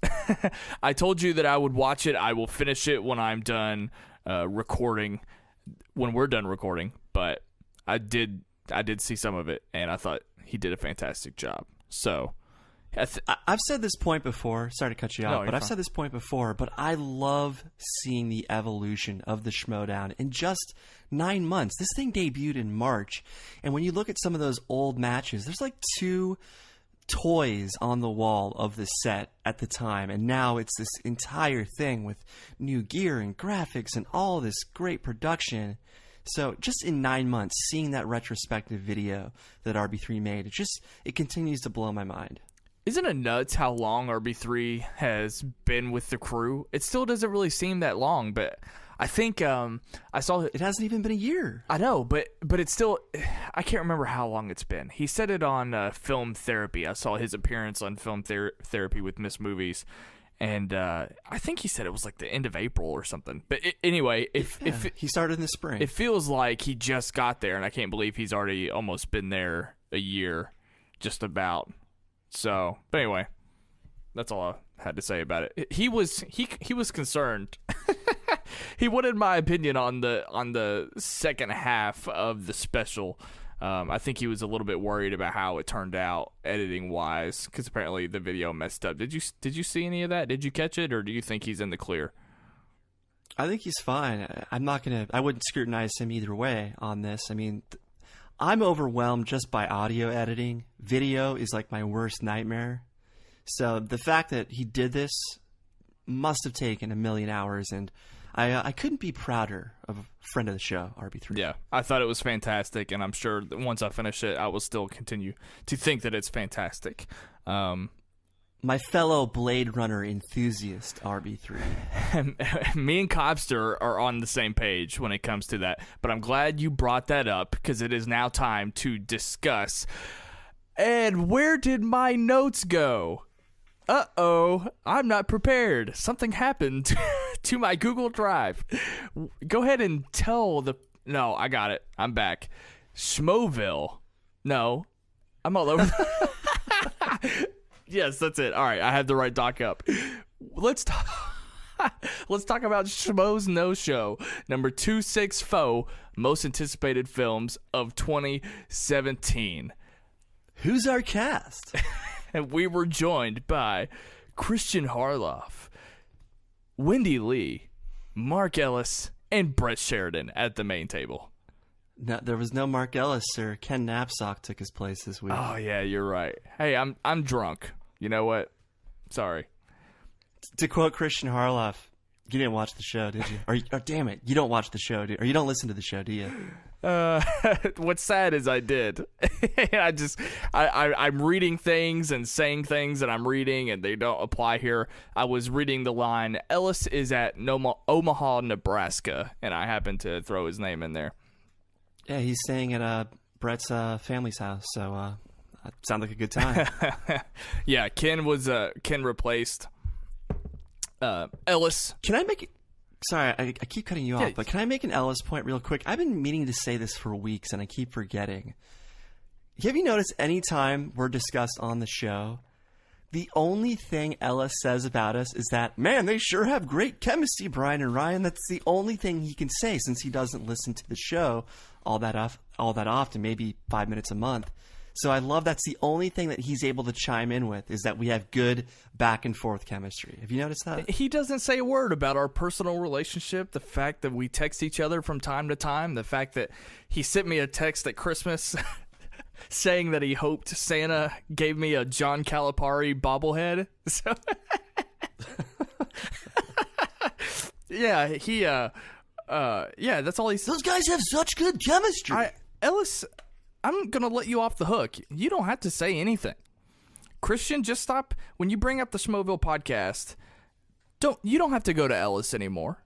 We know that Ellis doesn't listen. That's fine. Let's not embarrass him anymore. By the way, Kristian does keep, and we'll probably get to it later on, but he keeps referring to us as the Schmoeville podcast, even though I insisted on rebranding as the Schmoeville After Show. So that is a pet peeve every time he says that to me. But well, if you recall earlier in this episode, you called it the Schmoeville podcast as well, and I took issue with it because this is why those guys screw up the name as well. Like I said, lead by example, Snelling. Like I said, I'm drunk. No, Ellis is at Omaha, Nebraska. You know, Ken and Kristian mentioned the fact that they started this new tradition where they walk and go get coffee. Yeah. How amazing would that be as a series? That is something that I would love to witness daily on camera. Coffee with Ken and Kristian. Right? You know what? There was something written on the board in the writer's room that just makes me think of this. And I think they were riffing on Comedians in Cars Getting Coffee, Jerry Seinfeld's web series. And it was something like, cops in cars drinking coffee or something like that. So that would be an interesting take on this same thing, where Ken, as his own Jerry Seinfeld-like web video series, basically has a cup of coffee with someone from the show each week. And perhaps they can just be drinking it on the walk to and from the studio. Well, they probably won't do that because they don't want people to know exactly where it is, even though people can easily figure it out. But it can be a short 5 to 10 minute video series where it's just Ken having coffee. That'd be cool, right? Well, you know me. For one, I am in love with Ken Knapsack, but I'm also a massive Jerry Seinfeld fan, and anything that they do that replicates comedians in cars, I'm going to be totally on board with. I am dying to see this. I don't even care if Kristian just wants to do a Facebook Live video, but Kristian, if you do a Facebook Live video, just ignore the audience. Like, don't look at the people that are commenting and liking, and don't worry about reading what they're saying and responding to them. Just turn the camera on and talk to Ken, or vice versa. I think that would be fantastic content. Anyway, little quick aside, but should we talk about the big news that dropped over break, and then the big news that dropped during the show? The big news that dropped over break. Is that in my notes? I'll lead on this. Do it. It was announced that Jen Sturger will be joining the show as a co-host. I teased this, I'd say 5 or 6 weeks ago. I said a rather interesting co-host is joining the show, female co-host. And I'm rather interested in this. I'm familiar with her, seen her on a number of things over the years. And I just got to say, I'm rather intrigued by her first encounter with Finstock. So she worked for the Jets for a number of years, and I think Finstock is a Jets fan, given that he's from New York. So there's going to be a lot of interesting dynamics there. I know her because of the stuff with Brett Favre. Yeah, I didn't want to say it, but I was alluding to it. I'm not going to go into it, but you can't ignore it. I mean, it's gonna come up. This is why I said this 5 to 6 weeks ago, that it's an interesting choice whom they're hiring. So she's going to do some Schmoedown interviews, it sounds like. So I think this is a good fit. She's also a comedian too, so she's part of their stand-up world as well.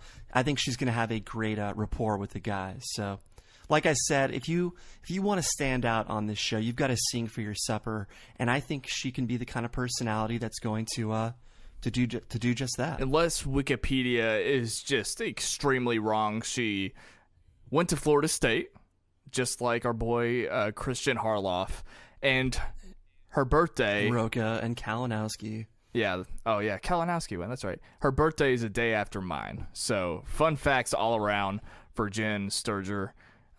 Yeah. Interesting news. And what was the other one? The one that was announced this week on the show. Yes. Well, the show is finally moving to Wednesday, and this validates a conversation that you and I had when I first joined the show. I said how I'm tired of Mark Ellis missing all these iconic moments because of his stand-up schedule. Well, now we don't have to worry about that because Wednesday's shows means that he's most likely going to be on the majority of shows. I'm not going to say every show, but the majority, because he typically travels out on Thursdays or late Wednesday nights. So I'm really excited about this. I'm glad that we're going to have consistent Ellis, consistent Kristian every week. That is 100% a plus. I don't like that Ellis wasn't able to be there their first show back in 2017. I would have loved his contribution to all of the discussion this week, of course. But is that what you're going with? Do you think that was the sole reason, or do you think it's a coincidence and that's just a plus? I think it's a big reason. I'm not going to say it's the only reason, but as we've said many times, they're not a movie show strictly anymore. So they don't have to be precious about that Thursday movie release day, having their show on Thursdays as well, because they are more than just a movie talk show, movie discussion show. So this allows them to kind of kill two birds with one stone. And I just think it's the best for everyone. Plus, you've talked about how there's not a lot of Wednesday content for you since Nightmares now airs in the mornings. So this gives us something to look forward to on Wednesday nights, since Collider is not providing evening content anymore. Yeah, I certainly think there was some pressure to move it around based on I mean, we know about the schedule change that happened with Heroes. We know about it for Nightmares, but we weren't exactly sure why. Of course, we already discussed Awesometacular. I think, I would assume, I might be wrong, that Awesometacular is probably filmed throughout the week, depending on when they can get a guest and when a certain set is available and when the guests are available. Let me clarify on this. The panel stuff for Awesometacular is filmed on the Movie Talk set. They kind of put the partition around them. The video game stuff is filmed in Studio B, where Collider News films. And then some of the sketch stuff, at least for now, is filmed at Campia's house. So I got the scoop on that. Gotcha. Okay. And the green screen stuff with just Jeremy is also Studio B, where Collider News films. Right on. So I would assume that this was just another result of them shifting some things around and making way for all that kind of other stuff going on. So, I have no issue at all. Actually, my first issue was, what does it mean for this show? Because I kind of thought it was awkward that our show was now closer to the next week's show rather than the show we're actually recapping. But of course, Kristian reminded me that we have all this other content still throughout the week that we stay caught up on. So we've got to watch Friday Schmoedown, so we kind of have to keep our existing schedule in place. Absolutely. And so don't worry, guys. Nothing's going to happen to this show. I'm sure only one of you was concerned about that. We've got one more bit of news, and this is something I teased several weeks ago as well. The return of headphones and the couch. They are going to put the couch in place of the Movie Talk set. They are literally going to move the Movie Talk set just for the show. I mean, it's not 100%. There is still some chance that they'll just put a wall in front of the Movie Talk set for the couch. But either way, everything is still being filmed for the most part on that set, including Movie Talk. They're just going to work around it. So headphones, they're important because it allows them to hear all the music, all the sound effects. It also allows them to take calls. If they want to take phone calls again, Skype calls, it gives them that functionality if they choose to use it, and I think they will. I can't wait to call into the show for the first time and talk to Joshy Poo. But that's right. Are you wearing a tinfoil hat right now? Or are you okay with this? Why would I not be okay with it? I'm having a hard time grasping it because I like the layout of the studio and how this Phase 6 show has operated the past year or so.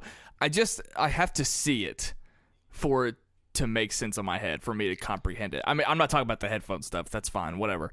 But well, keep in mind, this is in effort to recapture the Phase 3 magic, and the magic of Phase 3. As I've said many times, came from everyone being in a small, confined space, Yep. Everybody being able to look at each other as they're doing the show. Obviously, Phase 5 added the couch element to that confined space, only it was at AfterBuzz. And I think we're going to get just even more ruckus energy as a result. And plus, watch those Phase 3 shows, so much energy came from the callers. Yeah. If an obnoxious caller called in, that just set the cast on fire. you're in Schmoeville. Who do we got? Who do we got? So, see, I watched old episodes of Schmoeville, of Schmoes Know. I do also watch old episodes of Schmoeville. I'm not saying either way, whether I like it or dislike it. I'm fine with it. I just want to see it for it to actually make a little bit more sense to me. Also, by the way, I'm glad that Beardo made a small appearance in one of the shots. I don't know if it was one of the behind-the-scenes things or not, but for some reason, I totally forgot he was a part of the show. Don't jinx it. I'm just saying, even Cody makes it on camera briefly, like sometimes when they cut to RB3, but Beardo is like never anywhere to be found. An entire weeks go by without the mention of his name, and I know he's the behind the scenes guy, but he's the one that never makes an appearance, except for obviously when he was introduced. So I kind of forget he's there. Do you think he almost had food poisoning, like Copster almost had food poisoning? Why was Copster so confused about that? He know. started the conversation saying he got food poisoning from Steak and Shake, and by the end of the conversation, it was that he was constipated.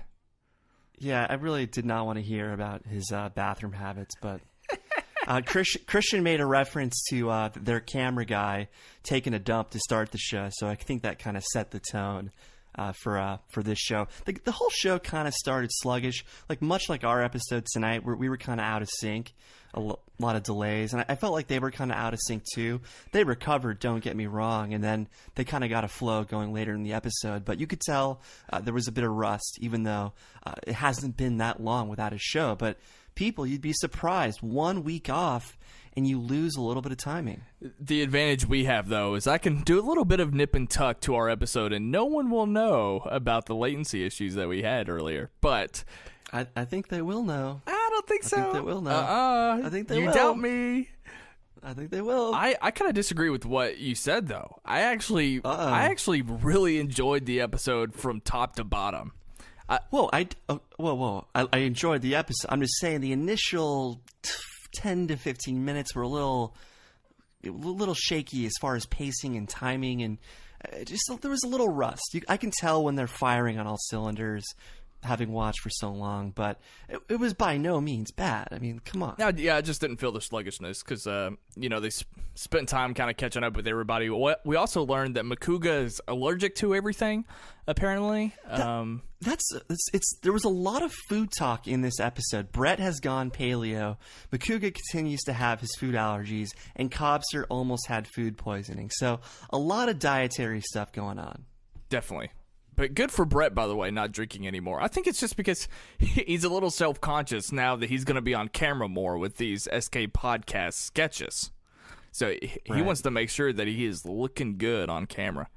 Right after all of this intro stuff and the food stuff and the constipation, they address the Red Letter Media video pretty much right away. And we made a joke about it earlier that this confirms that we are now, you and I, are allowed to take shots at Kristian, and he's not allowed to get mad at us.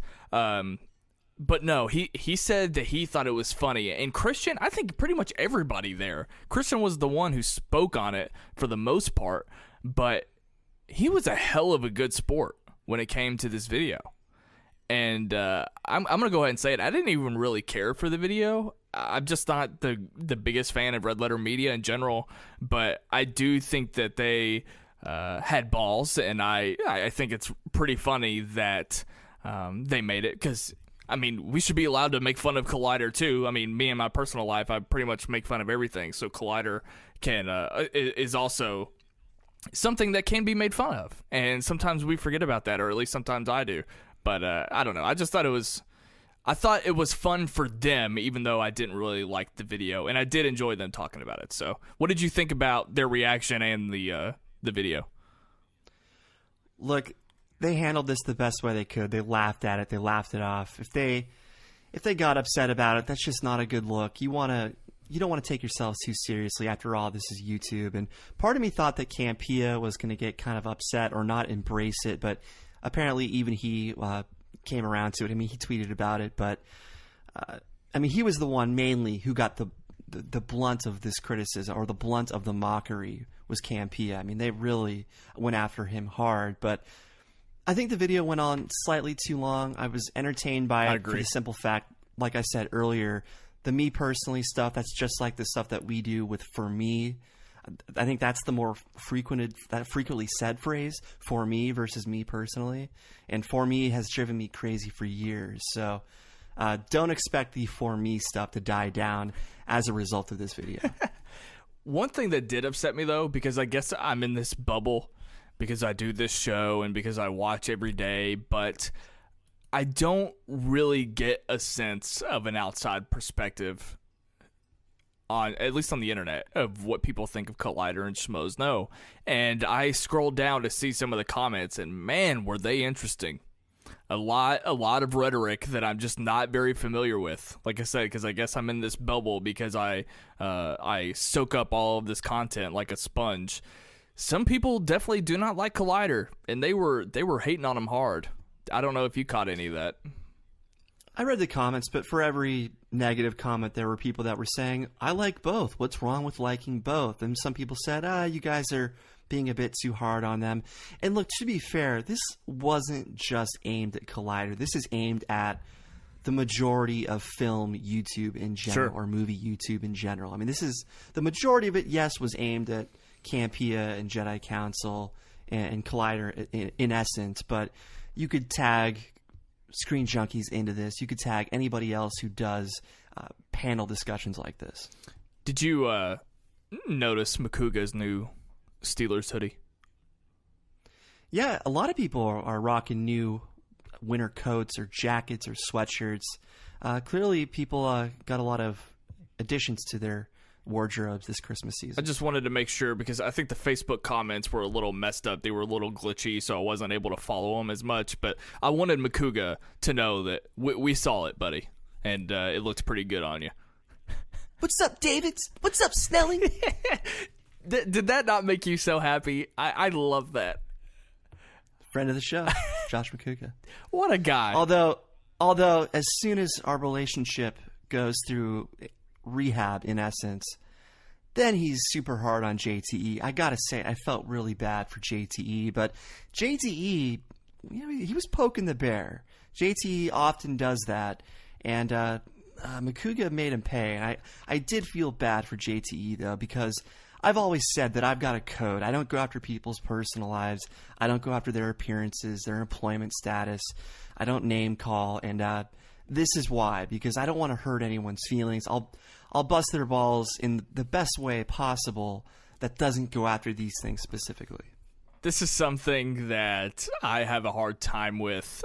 I'm not even there, but sometimes my gut reaction is, do these guys ever get tired of railing on each other? Because, I mean, I've got a group of friends. We love to make fun of each other and stuff. I think Makuga had the best intentions when he said it. I mean, you're absolutely right. I think it was about just kind of responding to the fact that JT was poking the bear a little bit. And, man, he was mocking the Team TV Talk name, which I'm really excited about, by the way. Oh, me too. God, it's going to be fantastic. So I hate that. I understand it, absolutely. But I hate that JT got his feelings hurt too, because you could absolutely tell from that moment.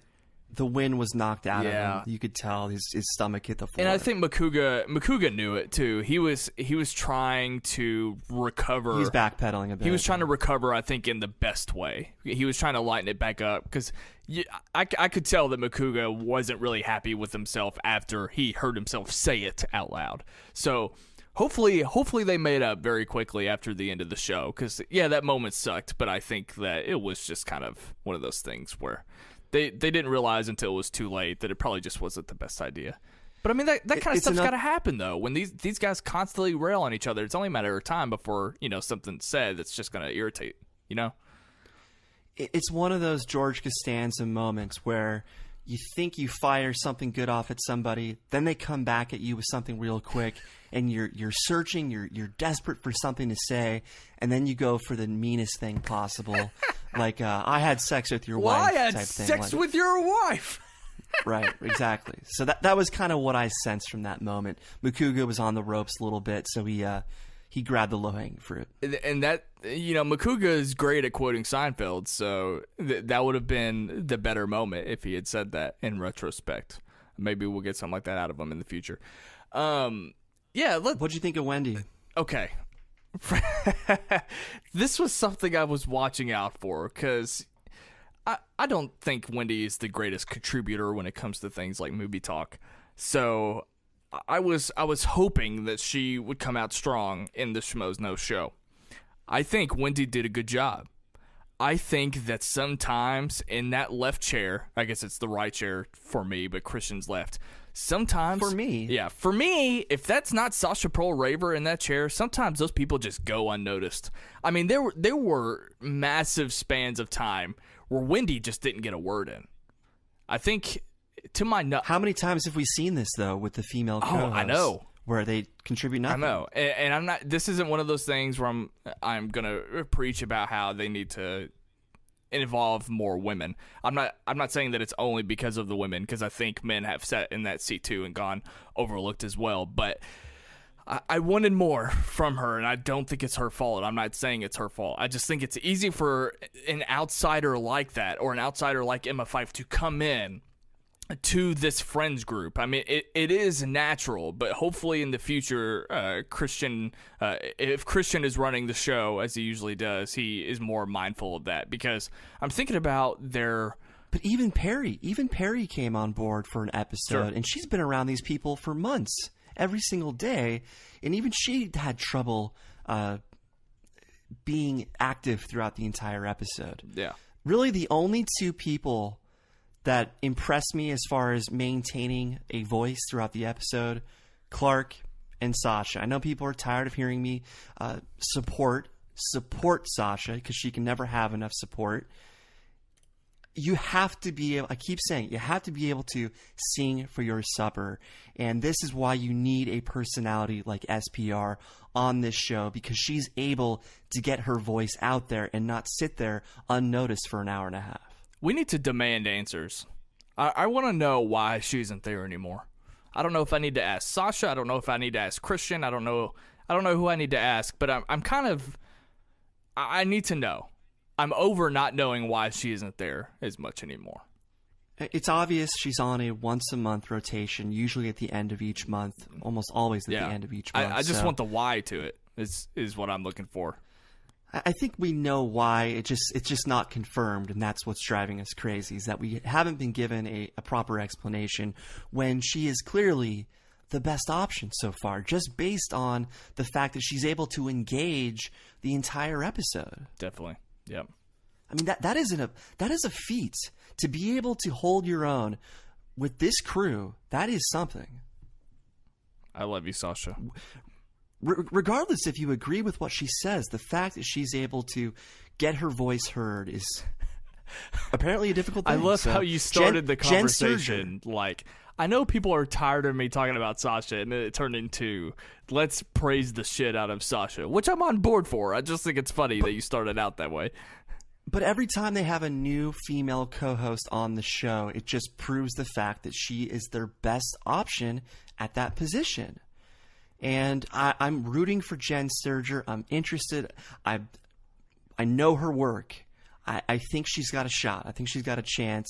There's some interesting stuff there, especially the stand-up comedy work that she's done. So my fingers are crossed that we have two all-stars as far as the female co-hosts go. Would this episode have been better or worse if J.A. Bayona was actually in studio for the live show instead of cutting to his interview? Yeah, that was a little awkward, cutting to the interview in this episode. However, I watched the entire interview. Ellis did a phenomenal job. He asked some great questions. You could tell he was prepared. I was really impressed by this interview, not so much by Bayona, but by the writer of Monster Calls. I thought the screenwriter was great. I wasn't aware of this. You might have been, but for one, I'm not complaining that the interview was here, because it was the one bit of Ellis that we got during the show. You're absolutely right. What I saw of the interview was fantastic, and he did a great job. Not that I had any doubts, of course, but I'm also glad that he got to do the interview, because from what I could tell, this movie meant a lot to him. And something that was revealed to me for the very first time was that he had dealt with his father's terminal illness, and I was not aware of that. So it was quick, and obviously he didn't go into it, but that was something that I really I appreciated him being open about, even though he wasn't exactly open about it. Does that make sense? Totally makes sense. So either way, he did a phenomenal job. And yeah, it was a little awkward cutting to it in the middle of the episode when we just got them back in the new year. An argument, I guess, could have been made to save it for the end. But all in all, it was still a great interview. Let's talk about their most anticipated 2017 section a little bit more, because I thought RB3 was totally trolling when he chose Fate of the Furious. Died laughing out loud at the fact that they cut to Ace's reaction video. That was fantastic. And I also love RB3. He's got some attitude now.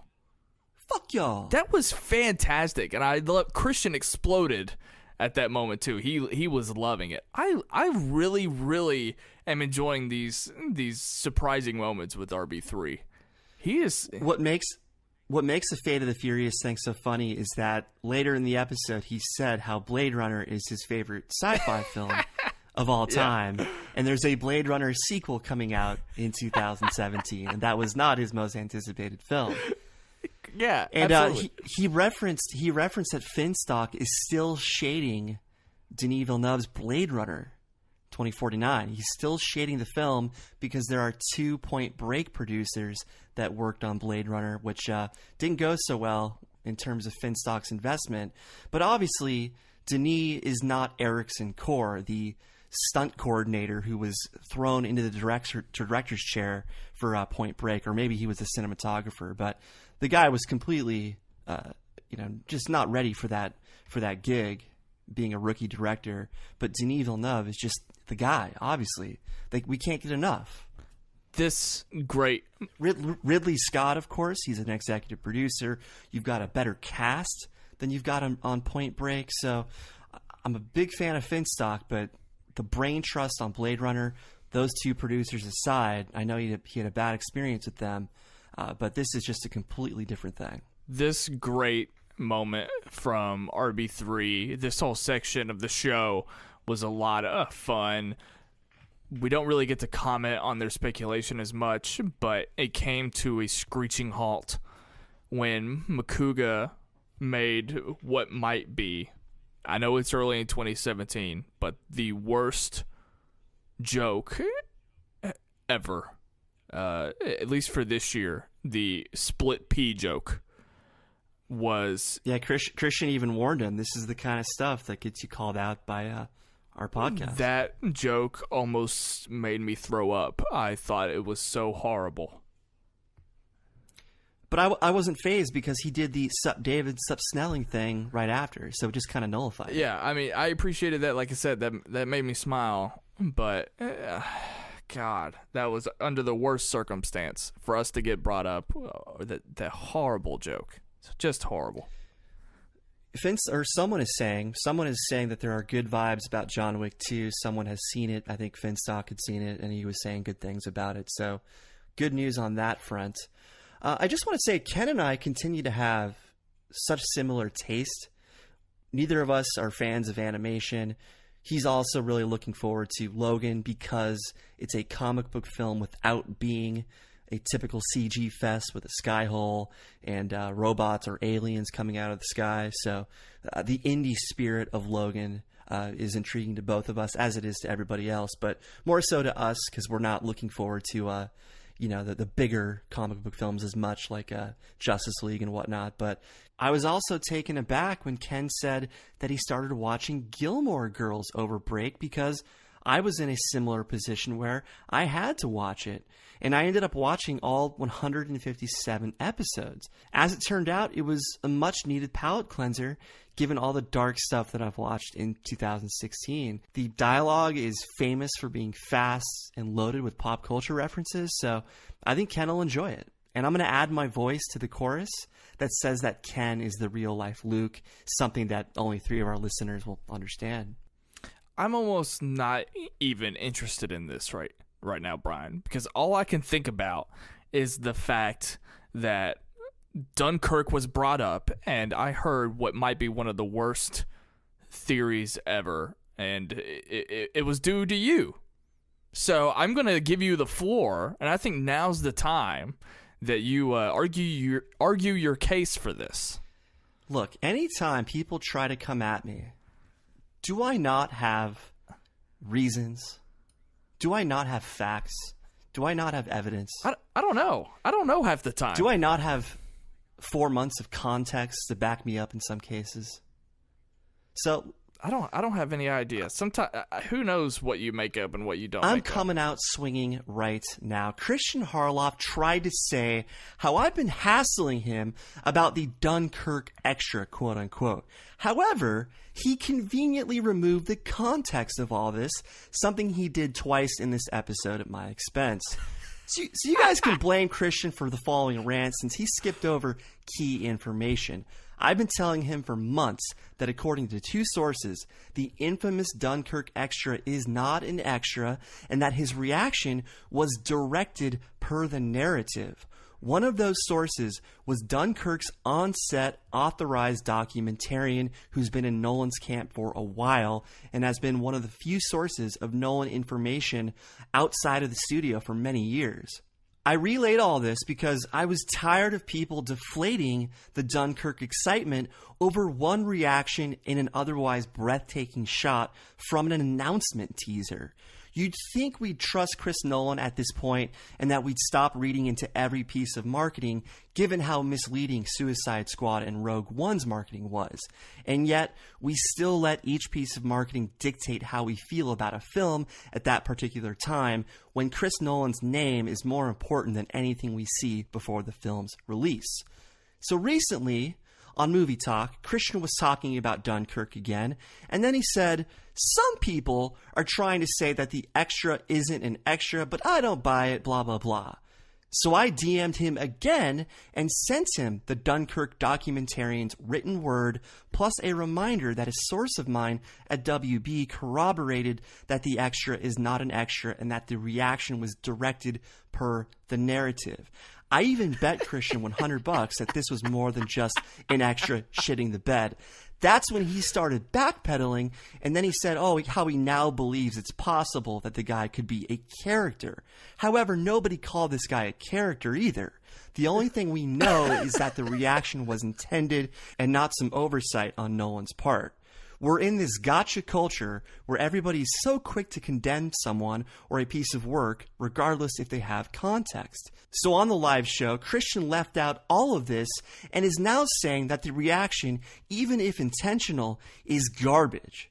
But once again, we don't have context. Who knows why they had him act that way? Maybe he's drunk. Maybe he's suicidal like many of those Allied soldiers were. There's another shot in the Dunkirk trailer where a soldier is literally walking to the ocean to drown himself. When you know you're a sitting duck like those soldiers were, you're going to act a bit crazy, especially when soldiers at that time were dependent on every drug under the sun to get through the horror that is war. And if you know you're surrounded and that you're probably going to die, why wouldn't you get loaded before you're attacked?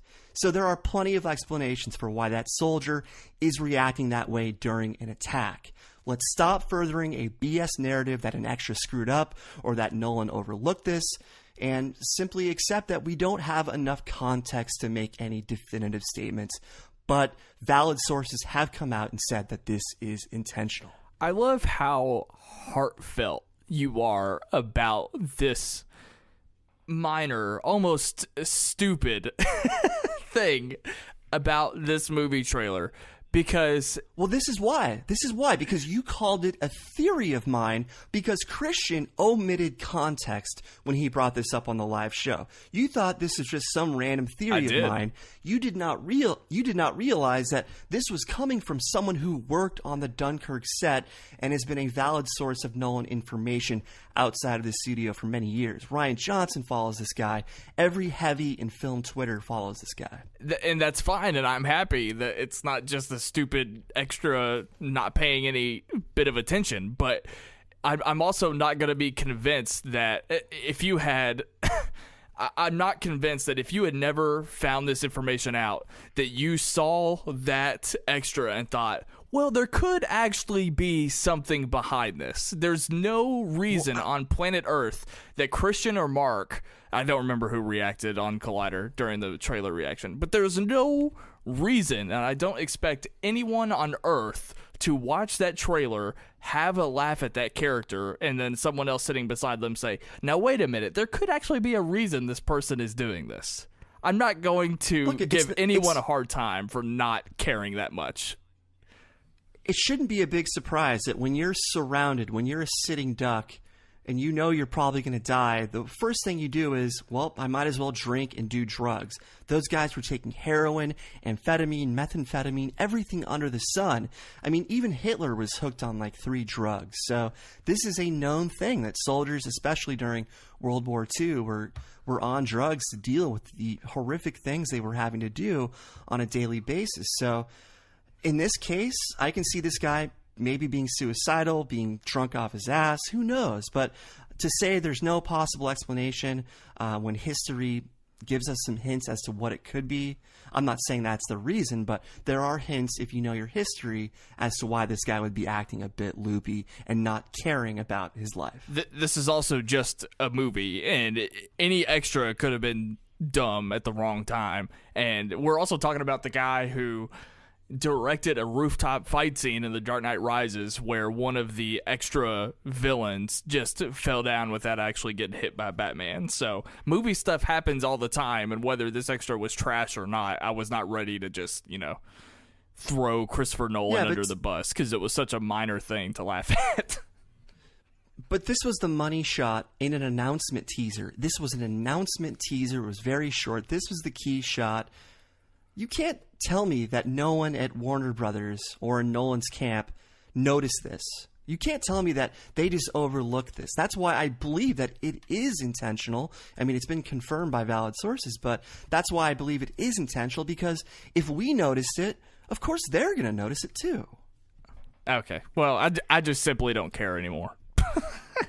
So that's great. Well, again, the bigger point is, there's context for everything. You thought this was some theory of mine. Now you know it's not some theory of mine. And overall, let's stop reading into all this marketing stuff. Like, I had expectations for Rogue One. They were kind of let down because of the marketing. So, me personally, for me, I'm going out of my way in 2017 to not watch every trailer, every teaser, analyze every poster.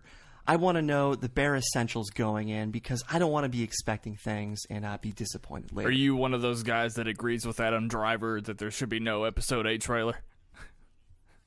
No, I think we should get a teaser. I mean, I want to see something going in, but the fact that we're analyzing international trailers and trailer number 2, number 3, and then posters and then TV spots, it gets our expectations set. And if we don't get that beach run for their lives with the plans, then some of us are a bit disappointed with the ending that we did get. I really enjoyed the news this week. I thought this segment, more than any of them really, came back with the biggest bang. I mean, Brit to the Future was fine, but the news was just extra special, I thought.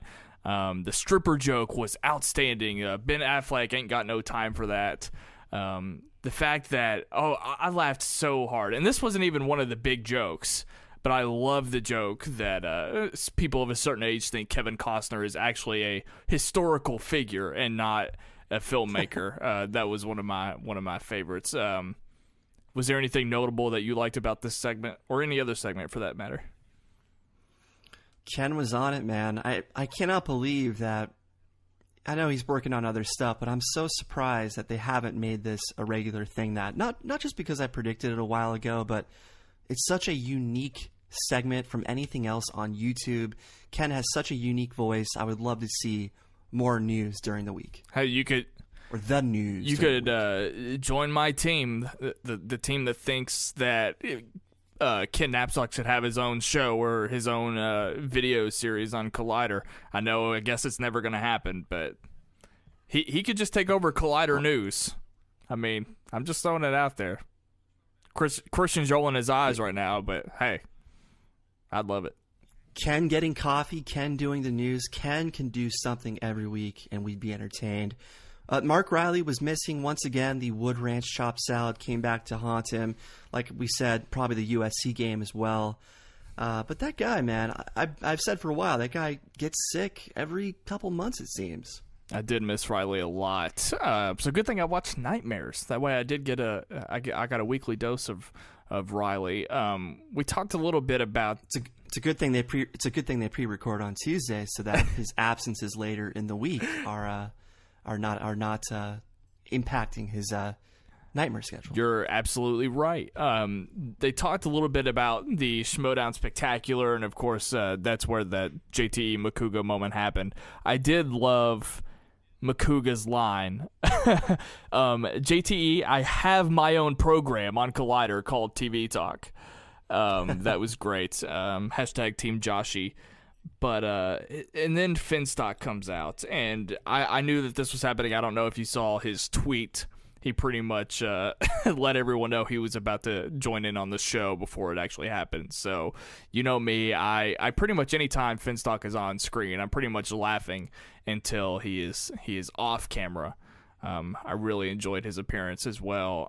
Wendy was really funny because as Finstock was talking, and it would cut to her camera with Kristian, and her face, go back and watch it. She is just astounded that this person actually exists. I got a lot of pleasure watching this occur. Yeah, she had a lot of good facial expressions. Unfortunately, she didn't have very many quotes, but at least she had some great facial expressions. That's true.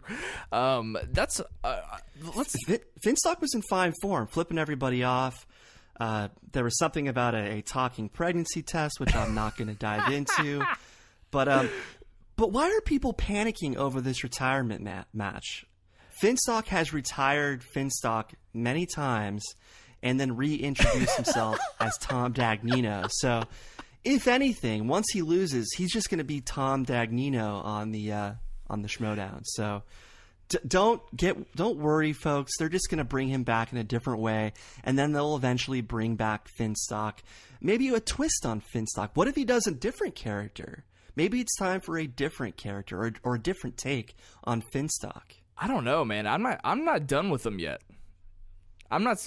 Neither am I, but we expect him to lose because those are the odds. There's no way that he will win this match. I mean, that's why I'm dreading it. I mean, you're absolutely right. I hadn't considered the fact that he could just come back under a different guise or a reinvention of the character, but he's done this a million times over the years. So this is another one of those kayfabe moments. Well, that makes me feel a whole lot better about the situation now. I have no reason to be upset about this, but what could upset me though is the fact that it just might not be a quality match. I mean, if Finstock does what we all think he will do, it wouldn't be the greatest match to have Makuga just kind of blow him out of the water, you know. Well, they're going to have some kayfabe ready for this episode. Whenever they do it, there's going to be something in addition to just the match that'll probably make up for the quality of the match itself. Right. If I had to guess. But bottom line, you're a loser. I was kind of surprised that Kristian Harloff picked Guardians over Logan as his most anticipated film, or one of his most anticipated films, even though he didn't like the first Guardians. I mean, Logan is so in his wheelhouse. I mean, just a quick point, not really that important, but for a guy that didn't like the first Guardians, I was shocked that he wasn't all about Logan, but to each his own. Kristian definitely needed to see Don't Breathe in theaters. That was top 3 best theater experiences of the year, so I think he really, really missed out on that one. I don't think it benefited him at all to have to watch it at home, but at least he saw it, and I'm glad that he liked it because I thought that movie is fantastic. So I didn't love the movie, but I loved the movie-going experience. It was tense. It was one of the best times I had at the movies in 2016. Brian Davids, I am officially running out of notes, and I think that we are starting to lag again. So I don't know if this is a sign from the podcast gods. Do you have anything else about this week's live show? I've got one more point in regards to Kristian omitting context. Uh-oh. He relayed a quote of mine from the crossover episode. It's going to be very brief. He again left out 4 months worth of context, including what led up to that quote within our crossover episode. If you'd like to read 5,000 words worth of context, check the YouTube comments for that video or the master post in the Schmoeville Facebook group. Contrary to what Kristian said, this was not a situation where I just said something out of the blue. There is always an action or 4 months of actions that cause my reaction. So that's all I want to say about that. Yeah, I was going to say, let me stop you, and I'll say it for you, though, by the way, because I want to say thank you to everyone who listened to that podcast, because I think the last time I checked, it had almost 5,500 views via the YouTube channel. So thank you to everyone. I think it was 5,700 at least. Yeah, it was a shitload. It's one of our highest played episodes, at least on the YouTube channel. So thank you so much to everyone who came out and showed us some love on that show. That was a ton of fun, and I cannot wait to cover Rumble or whatever they're going to end up calling it this summer. So yeah, thank you so much, guys, and of course, like always, we love engaging with you, whether it be on Twitter, whether it be the YouTube comments, whether it be the Facebook group. Yeah, thanks for being you, and I cannot wait to share 2017 with you guys and everyone at Collider and Schmoes Know. I think that about does it. Are you ready to get out of here? Yeah, I want to echo that sentiment. I also want to say thank you to the support that I received. I got a lot of apologies as well. Some people jumped to conclusions, and once they heard my side, they were very apologetic. So I was aware, I was noticing, I appreciate it. And yeah, you guys can follow me on Twitter at BDF331. Check out my TV film podcast at filmschlubspodcast.com or wherever podcasts are found. We are making our return very soon. I just recorded our Rogue One review, plus our top 10 films of 2016. Fantastic. You can follow me on Twitter at WhatUpSnell, and you can find me on the Sight and Sound podcast, wherever podcasts are found. Big things are coming with all of our content in 2017, including the eventual OA Season 1 review with Kristian Harloff. So definitely please check us out. You can find that on... Oh, did he confirm that? Did you confirm that? Oh, it'll happen. Don't worry. I believe in Schmoeville. I really enjoyed it, by the way. I really enjoyed it. Between this episode, I managed to finish the 4 episodes that I hadn't watched when we started recording this episode. So how we pulled that off, I don't know. I'm glad you liked it. But anyway, yeah, you can find all the Sight and Sound content if you just follow me on Twitter or subscribe to our YouTube channel. So there's that. But anyway, Schmoeville, until next week, I'm Ryan Snelling. And I'm Brian Davids. Bye-bye.